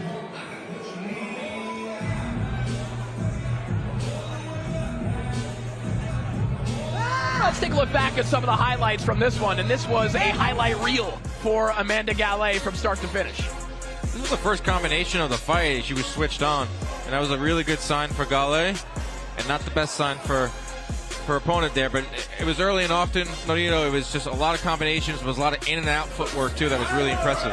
Her distance management really paved the way for her to throw all the combinations. She just knew when Hernandez would come in and when she needs to step back. I mean, it was great showing for Galle coming into this fight with a game opponent. She's only got one knockout in her 11 pro fights, but if you're going to go in and fight like that, that was a very aesthetically pleasing style of boxing as well. So you might not have the knockout power, but if you're going to go in and hit and not get hit and throw close to 700 punches or 75 punches around, that's a style that fans are going to want to tune in to watch. All right, we are ready to make this one official as we send it back up to the center of the ring to Big Mo. Ladies and gentlemen, after 8 full rounds, we go to the judges' scorecard for the official decision. Judge Richard Blois sees the contest 80-72. Judge Marie-Josie Guérin sees it 79-73. And finally, Judge Sylvain LeBlanc sees it 80-72.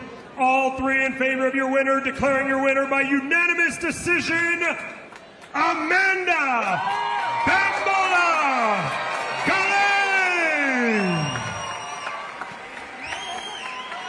So Amanda Galle victorious, and there is the martial arts skill of Amanda Galle. Still has the energy to do that. 80-72 twice and 79-73 your scores. And we're going to hear from Amanda, who's standing by with Ariel Helwani. Thank you very much, guys. Here with the victorious Amanda Galle, who had a brilliant, hard-fought, hard-earned performance. Great celebration as well. Are you pleased overall with what you did tonight, Amanda? Hey, everybody. For the 20 people of the family that came back from Toronto, 5.5-hour, 6-hour drive, thank you, guys. I appreciate you. Am I happy with what I did? I came out tonight. It's my pro debut with Most Valuable Promotions. I was coming to win. The question was I going to perform? And that was what I wanted to execute fully. I've been out of the ring since December 10th, 2024. It's almost going to be 10 months. So I wanted to put on a show that if you're consistently training, there's no such thing as ring rust. I spar 2 times a week outside of camp and 3 times a week when I'm in camp. And I think I showed everybody tonight. For all of you that are in sports, boxing primarily, but anything else, consistency is key, baby. Consistency is key. Well, you look great despite the layoff. In fact, I noticed towards the end of the fight, you had a word with MVP co-founder Nikisa Badarian, who is sitting ringside. What did you say to him? My coach tries to tame the big mouth chatterbox that I am, but when you got an adrenaline rush, it just comes out. I was just saying to Nikisa, my nickname should be Mexican Assassin because I got 13 pro fights now and 10 of them have been Mexicans. And let me tell you, the respect that I have for them, they don't come to play, they don't come for a paycheck, they come to fight and they come to win. And the joke was, I don't know if you guys are aware, my opponent came a pound overweight. She's a lot younger than me. And I don't know if you noticed, during the breaks, she had an extra 5-6 seconds to recover. So I just whispered over to him, bigger girl, Mexican Assassin, and she's getting more break time. Let's go, baby! I'd be remiss if I don't ask you one quick question. MVP is the home to the undisputed bantamweight champion, Sugarneek Shanika Johnson. Is that who you want next? They flew me in to watch her ringside. In New York, it was the hardest thing I ever had to do. I was gutted. I don't like being in the audience. I like being part of the show. I waited till the next day to congratulate her. I sized her up and I said, let's go, Shanika. You're next. You're with MVP, I'm with MVP. Let's make it happen. Guys, I'm 36. I've been doing this for 21 years. My time is right now. We're not promised tomorrow. So MVP, guys, let's make it happen. I am ready. All right. We look forward to that. Congratulations. Montreal, make some noise for the victorious Amanda Galle. Let's go to my fellow Canadian teammates, Tam and Kim Clavel. Yes, Everybody yes. stay. Okay, we're going back to Corey and the guys. Thank you so much, Amanda. We'll be here all day. Thank you so much, Harry. Hey, we need Amanda Galle over here on commentary. Dude, that was very, very helpful. One heck of a promo. Oh, that was great. One heck of a win for Amanda Galle. Hey, make sure you check out our upcoming schedule for all the exciting fights that will be streaming live on DAZN, including the return of the King of Violence, Platinum Mike Perry, as he takes on UFC rival Jeremy Lil Heathen Stevens. But coming up next, it is the return of Wana Walton taking center stage here in Canada. The viral sensation, the Hollywood star, and the rising prospect. Let's take a closer look at Wana. Headlining our prelim card tonight, Wana Walton. I mean, what can I say? The kid's a superstar. So I got my nickname Wana at a really young age. It started off as Wana Man, you know, so it was always like, I want to be a man, I want to do this, I want to do that. My parents would tell me that I was above my years. My brother, Javon, has always been a man from a very, very young age. I remember this one time, we were probably around the ages of like 10, 11.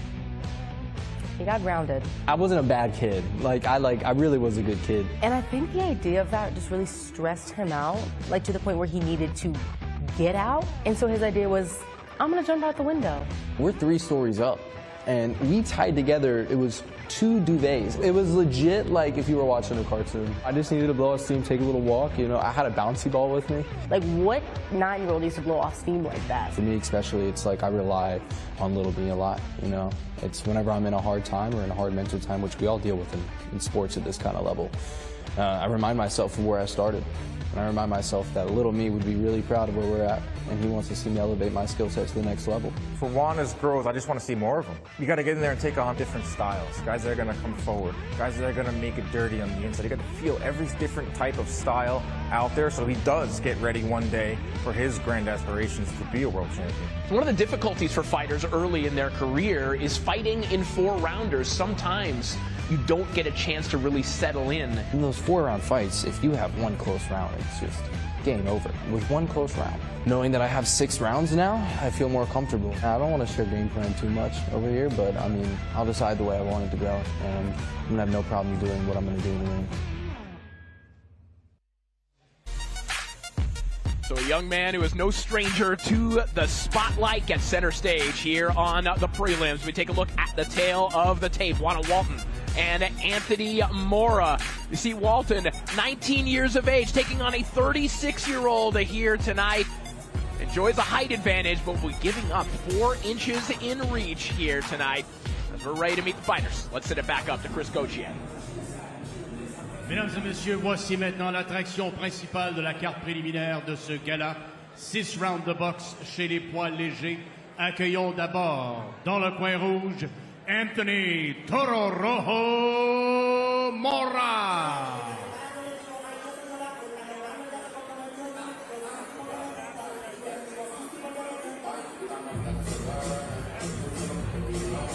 Here comes the 36-year-old Anthony Mora. And Dan, what a come-up for this man, Anthony Mora. It wasn't that long ago that he was fighting at Coco Loco Sports Bar in the Dominican, one of your favorite places, I assume. That sounds but like tonight, now fighting on DAZN. That sounds like, I got to get over back to Coco's. That's the spot to be at. But yeah, Anthony Mora, another one of those colorful box wrecks. He's 6-4-1. He's got 4 stoppages. He's also been knocked out 3 times. So always finds himself in a firefight, bar, theater, anywhere.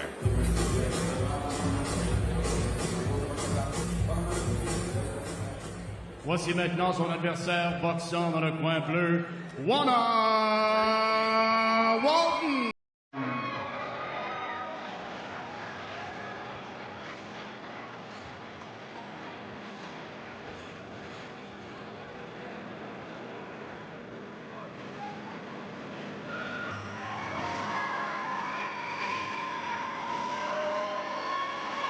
Well, we know all about the crossover star that is Wana Walton. You see him on the big screen. You see him at the Emmys.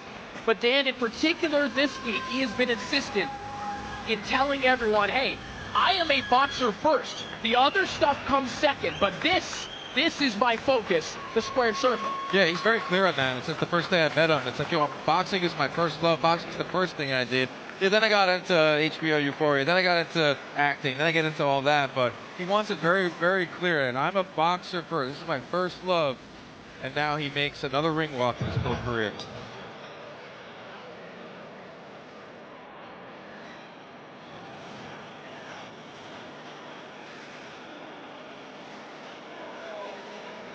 All right, we are ready to meet the fighters. Let's send it back up to Big Mo. And now, ladies and gentlemen, live from Montreal, Quebec, Canada, we have arrived at the main event of our prelim card for Most Valuable Prospects 15. Brought to you by Jake Paul and Nikisa Badarian's Most Valuable Promotions in association with Group Yvonne Michel, live from the historic Théâtre Saint-Denis. 6 3-minute rounds in the lightweight division. Our 3 judges scoring this bout at ringside: Richard de Caroufel, Nicolas Esnault, and Guy Gerard. And our referee in charge when the bell rings, Steve St. Germain. 2 warriors, 1 fight. Who wants it more?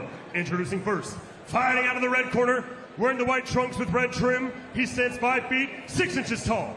He weighed in at 134.2 pounds.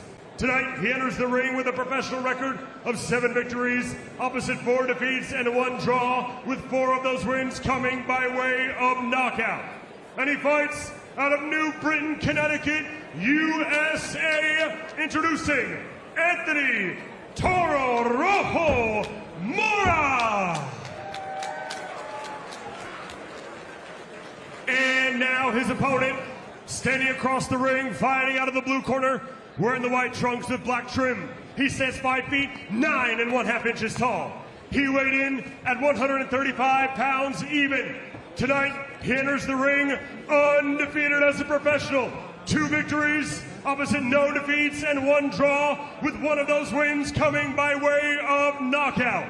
And he fights out of Atlanta, Georgia, USA, introducing the 19-year-old multi-talented superstar, ladies and gentlemen, MVP's own Wana Walton!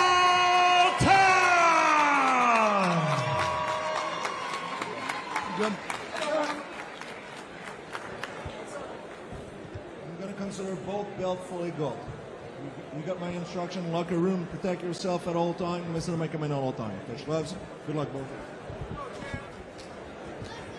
So Wana Walton looking for his 3rd professional victory here tonight. You see his father and trainer in his corner, and they have been on a national tour of boxing gyms getting work in. But tonight, they've got this man in front of them, Anthony Mora, the 36-year-old from Connecticut, looking to break some hearts and spoil the party in Montreal tonight. Round 1.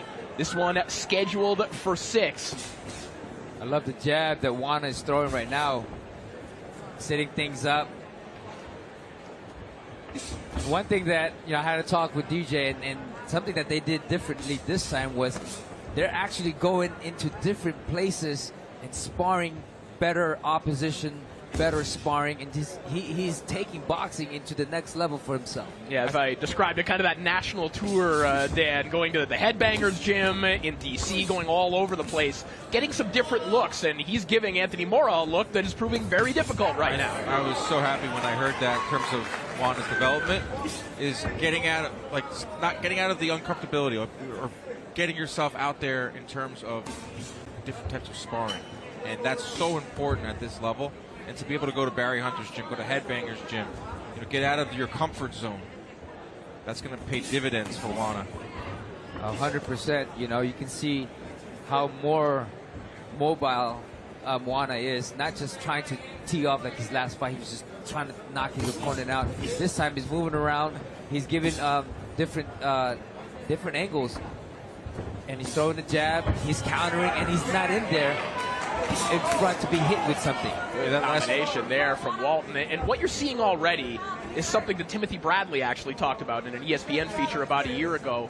When he first saw Walton, the first thing that jumped out was his creativity, his offensive creativity. And you're seeing that flow from Walton already here in the opening round. Much looser, and I agree, Donito. In that fight against Eric Henley back in December, it's almost like Walton wanted to prove a point, and he was throwing everything with very mean intentions. He was throwing like a pitcher, a major league pitcher that throws nothing but 100-mile-an-hour fastballs. You got to mix in a changeup. You got to mix in a slider.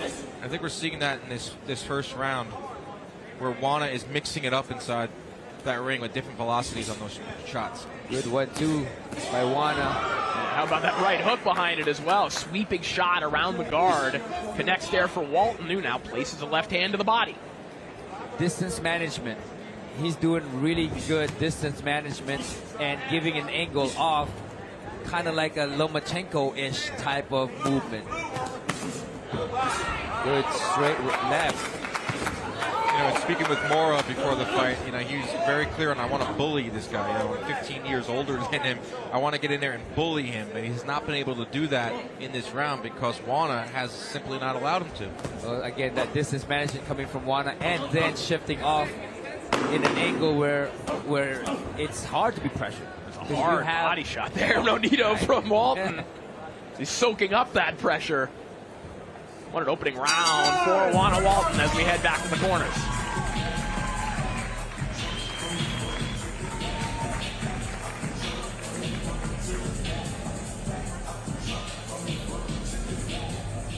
A very good first round from Walton. Showed a lot of diversity on offense, being able to get in and out. And his composure, I thought, was the most important thing, Nonito. It showed a lot of he's very comfortable in there. It's what it showed me. You know, he's throwing that jab. Yeah, I like to throw more. I like to see him more with mixing it up to the top and body and coming in right down the middle, you know, with an uppercut, because Mora is leaning forward. How about this? He looked very comfortable, right? Very composed in there. Still managed to fire off 90 punches in round one. Wow.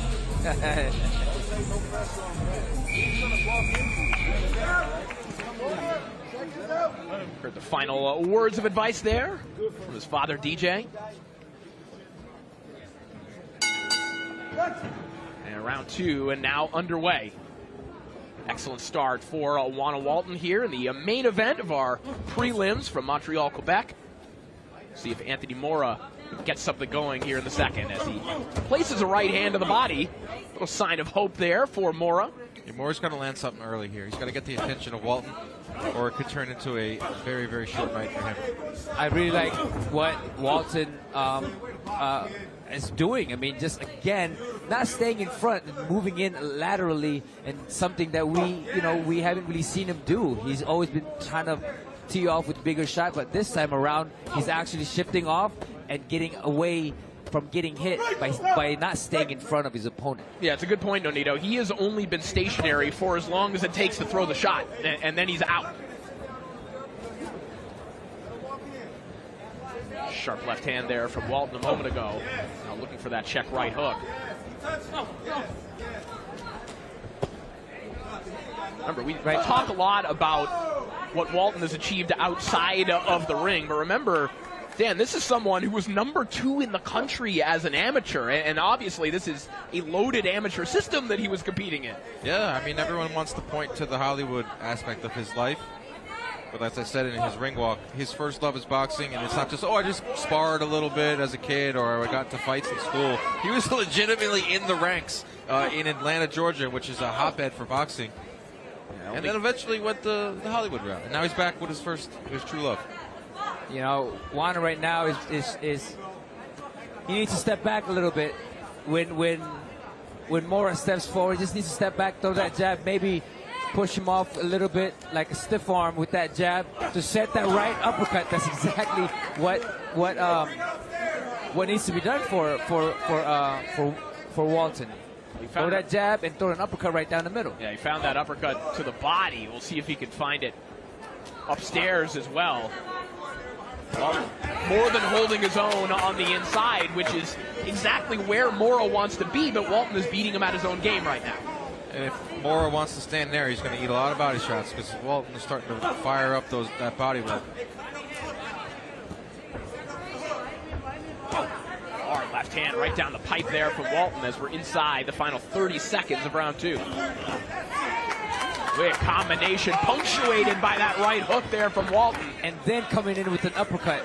That's something that I want to see with Wana in this fight, is that uppercut as he shifts off, throw that left uppercut right down the middle, whether it's to the body or to the head, and it will most likely land as because Mora is coming in with his head.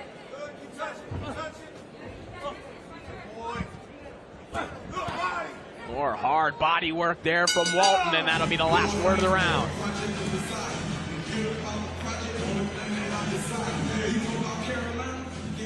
We've entered the portion of the night where Nonito is throwing shots along with Walton.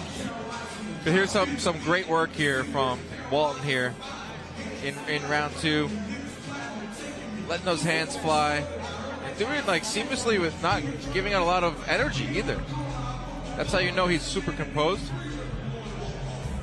A little bit of a head clash here. And we're going to get that when you're fighting on the inside as much as these two are. Mora was able to land a shot of his own, but few and far between. He's getting outlanded 39-11 through 2 rounds. Well, that's the thing is when you give that distance to his opponent, the shorter guy, he's gonna be able to land because that's an opportunity for him to land the shots.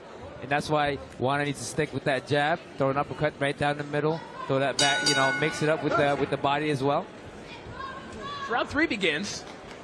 And as we mentioned, Walton having a terrific round there in the territory that Mora wants to be in. Again, this is a guy who's dabbled in MMA, actually started as an MMA fighter, but found it was too expensive. You got to train too many disciplines, and then fell in love with boxing. But this is a guy who knows how to maneuver a man's body on the inside, and yet Walton is still always getting the best of these exchanges. It's really impressive because it seems like Mora wants an inside fight, and Walton is beating him at his own game.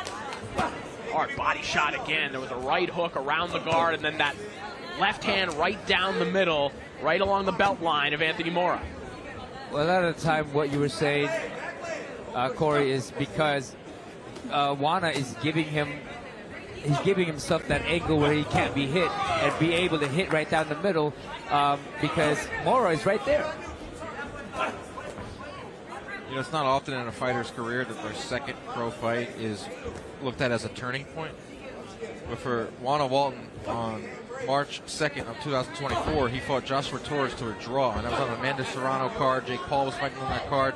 You know, he didn't come out on top. The crowd kind of turned on him. It was kind of an eye-opening experience for Walton, but what I've seen from him and since that moment is like a maturation process. It could have been a sink or swim moment. He could have said, you know what, I don't need this. I can go back to acting, go back to doing just about anything. And you can see that he's really dedicated himself, and he's came out and fought Hanley a different way that he's fighting Mora tonight. So you see that maturation process over the last 2 years. His uppercut starting to land for Walton, the ones that Nonito was calling for. And you know what? That draw might have been one of those blessings in disguise. The moment where the pressure is off a little bit, but also people realize, yeah, you are a real fighter. I'm not just in here because I'm a celebrity.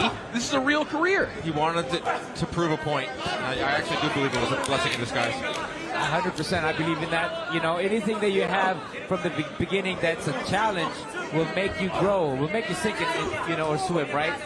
Just like how my second fight was. That's wild. Losing your second pro fight, going on to a Hall of Fame career.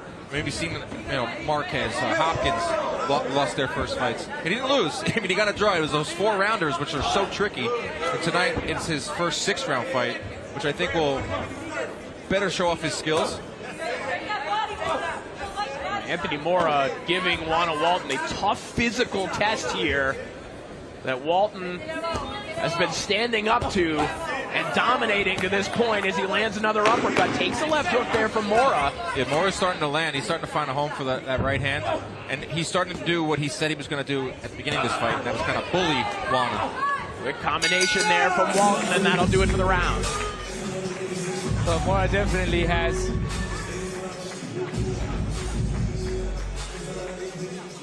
Mora definitely coming in here wanting to show up, But Wana is going to do what he does. You know, again, that uppercut is always going to land because of Mora's coming in with his head forward.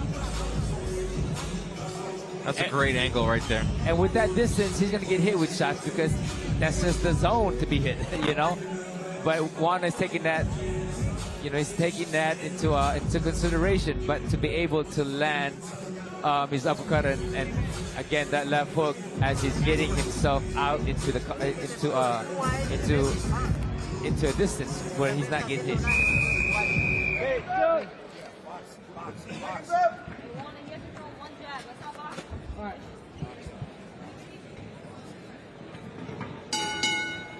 We heard the final instructions from the Walton corner before round 4 began. Box, box, box. He's been doing that. I have him up 3 rounds to none. He's averaging 86 thrown punches around, Walton. He's landing 30% of his power shots. You know, the jab really hasn't been there. He hasn't really needed to throw a jab because it's such a close, you know, fight in close quarters. Well, and Dan, you could certainly speak to this. Those numbers, that speaks to the athleticism, the cardio of Wana Walton. It's not often that you see guys throw 80-plus punches around while fighting off the back foot, so to speak, right? It's very, very rare. Great point. It's very, very rare. And in that first round when he came out and threw 80, I was like, wow, it's a high number for Wana. I want to see if he can keep that up. And he has. He's dipped down a tiny bit, but, you know, being at 70 punches thrown around, that's a good number for Wana Walton. So pot shot left hand there from Walton, make it 2. Well, that's all what we call experience, right? Being able to be focused, but at the same time learning how much of your movement is actually counting, is actually effective. Or how much is necessary, I'm sure, is what you're saying too, right? Well, you don't have to move too much. I'm a sharpshooter, so right. When I hit somebody, I hit them right, and when they get hit, it's going to be painful. But that's something that Wana needs to learn. Post up with that jab and then throw an uppercut right down the middle. That was low. Warning there for Anthony Mora. And Walton will be given a little reprieve here. Well, now let's see if the punch count goes down a little bit.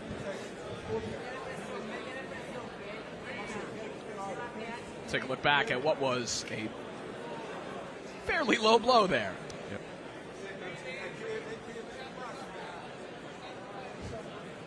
Another look at this. Yep, just right below the belt line. No question about that. You know, and the thing is, when your groin protector is being moved, I mean, it pushes something in there that hurts. Oh, good combination. Thank you for that medical analysis, Flash. Yes, appreciate indeed. it. Yes, indeed. Nice uppercut there from Wana Walton. It's pushing the chin up of Anthony Mora. That's what you meant, right?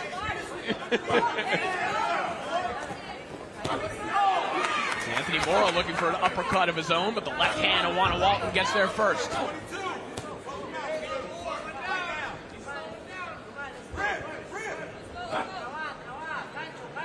Again, on the final 30 seconds of the round.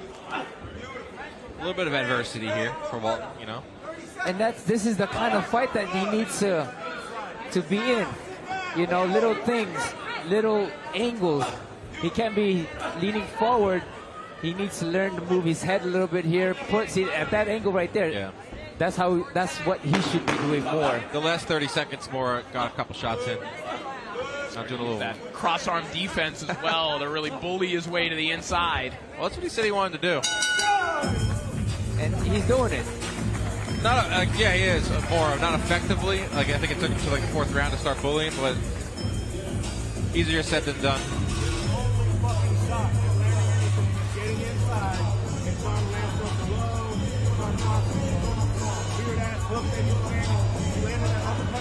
I still scored that round for Walton, but Mora did have his moments. As you can see there, landed on the chin. And was able to land maybe 3 or 4 punches in the final minute of that round. Still thought Walton did the better work for the first 2 minutes, 30 seconds. You know, and that's something that you have to be able to be aware in the fight. You have to step back or else you'll get hit with something like that. You know, especially when you have a person who's coming in, a fighter coming in here or in there who constantly step forward. 2 to go here in the main event of our preliminary card. Wana Walton and Anthony Mora. Make sure you follow along on the MVP socials for behind-the-scenes content on this fight and our whole night of fights. As Anthony Mora steps in with a left hook that connects there. Well, Mora's coming in a lot more aggressive compared to the previous. More aggressive. Yeah, he's been able to find a home. He had some good momentum at the end of round 4, and he's taken it here into round 5. Now we're going to see what type of adjustment that Wana makes. Well, the thing that Wana just did was put an angle and then threw a punch right there in the middle, just like that, right hand, and then shift off to the right side. Anthony Mora certainly coming to fight here tonight. He's woken up. This is one of those lessons that prospects learn on their way up, and Nonito, you can certainly speak to this. There'll be those nights where you land nearly everything and it doesn't get the guy out of there. And how do you cope with that mentally? How do you adjust as the fight goes on? That's very true. And these kind of fight is what makes them get to the next level.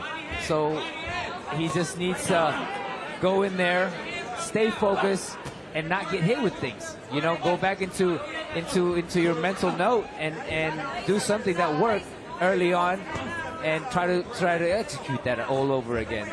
Because at this point, this is where you're getting hit. You know what? I got to do something different. Well, and credit to the durability of Anthony Mora here tonight, because there are a lot of fighters that could reasonably have been matched with Wana Walton here tonight who would not be standing right now here in the 5th round after this offensive output from Walton. Especially the body work. You know, he's been landing some good body shots, and as Wana connects on a right hand upstairs. Yeah, Mora is tough. He's game. You know, we found they were able to find a durable opponent for Walton as he stepped up his first 6-rounder. Now, this is a really good fight for Walton. This is something that will make him better. But this feels like a real fight. You know what I mean? This like his first couple fights, we were learning about who he was. Who is Wana Walton? Is he an actor? Is he a boxer? This is a fight right here. Why is Wana Walton? I get real philosophical here. But going back to your point about having to switch to a plan B, it must be so hard to do that while you're so mentally and physically exhausted to think, all right, plan A is working, I got to step it up into another game plan. Right. Good shot there from Mora a moment ago. Mora just bringing it here this round. Just 3 amateur fights for Anthony Mora. He has learned on the job. This is a fighter through and through who is making Wana Walton work here tonight. More sharp left hand there from Walton. We've got 1 round to go here on the prelims.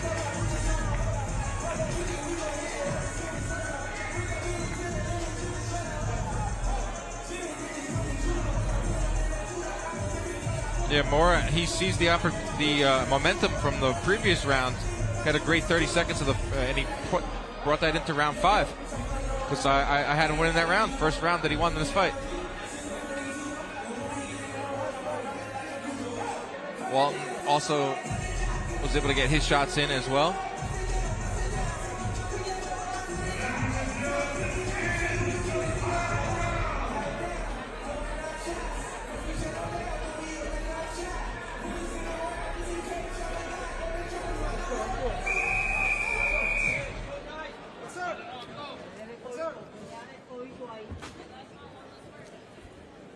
This is one of those things for Wana to be able to slow down the opponent, right?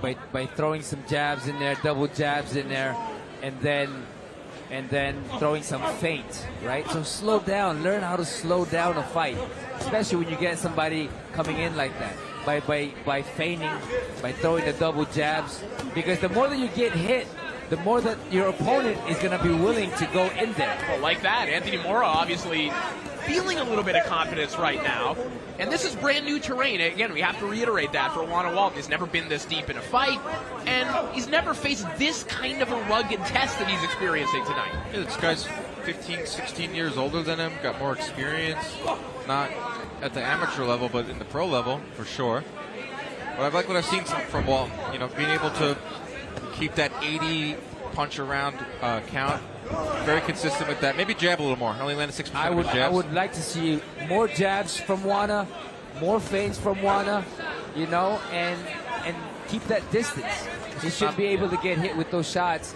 Should be able to pull his opponent forward, reach in, and then counter off after that. Yeah, only less than 20 combined landed jabs in this fight from both fighters, so it's more of a power punch display. Yeah, after about round 2, this became mostly an inside fight, or as tight of a circle as Walton has wanted to work within here. Well, look at the ring. We have a very small ring tonight. Very, very small ring. We got a lot of rounds on this prelim. Usually they say small ring equals a lot of knockouts, right? Well, it's equal to action. A lot of action. Yeah, exactly. You know, as the discussion in boxing, how can we create less running? How can we let the standing trade? Let's make a smaller ring. But actually, just think that shows off more of your skill. Closing in on the final minute of the contest. Good learning experience this fight for Walton. He's going to win. Sharp left hand there from Walton a moment ago. 4 rounds to 2, maybe 5 rounds to 1. But started strong, weathered the storm in those middle rounds. I think it's ending strong here too. Yeah, it's a maturing type of performance for Wana Walton and a maturing experience for him. Needed this. This is the fights that you absolutely need on the come up. He only has 3 professional fights. Final 30 seconds as the Mora corner begging for more from their fighter. He's been giving it all he's got for several rounds now. Yeah, Mora brought it too. Started a little slow, but he gave what he was supposed to do in here tonight. Give a good fight to Wana Walton, provide durability. Ooh, nice right hand there from Mora. There from Mora. He will not quit, and that will do it. A very fun fight here between Wana Walton and Anthony Mora. They went to war for 6 rounds. Big respect for both guys. Big learning experience for Wana, you know, and Mora showing up and giving them that lesson. You know, he's passing on how to be tough, how to become a true fighter. You know, because at this moment he was tested, his heart, his mind, and much more. And this is only going to propel him to the next level. Let's take a look back at some of the highlights from this one. This was a fun fight from start to finish. Yeah, a lot of early action there from Wana, setting the tone early, throwing 80 punches in round 1. A lot of lateral movement, a lot of in and out movement. It was during those middle rounds where Mora started to find his confidence, started to find his accuracy, pushed back Wana a few times in those middle rounds. But I believe that Wana did enough to secure a unanimous decision. I have him winning 4 of the 6 rounds. The punch stats were pretty impressive too. An average of 93 punches thrown around for Wana Walton. Good All right, stuff. we're ready to make this one official. Let's hand it back to Big Bo. Yeah, one second. Ladies and gentlemen, after 6 full rounds, we go to the judges' scorecards for the official decision. All 3 judges see the contest 60-54, declaring your winner by unanimous decision, Wana Walton!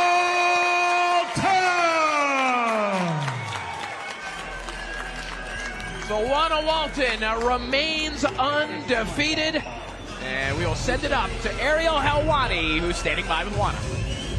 All right, guys, thank you very much here with the victorious and still unbeaten Wana Walton, your first 6-round fight. How did you feel going those 2 extra rounds here? I felt good, but I'm not going to lie to you guys. Like, I definitely felt a difference.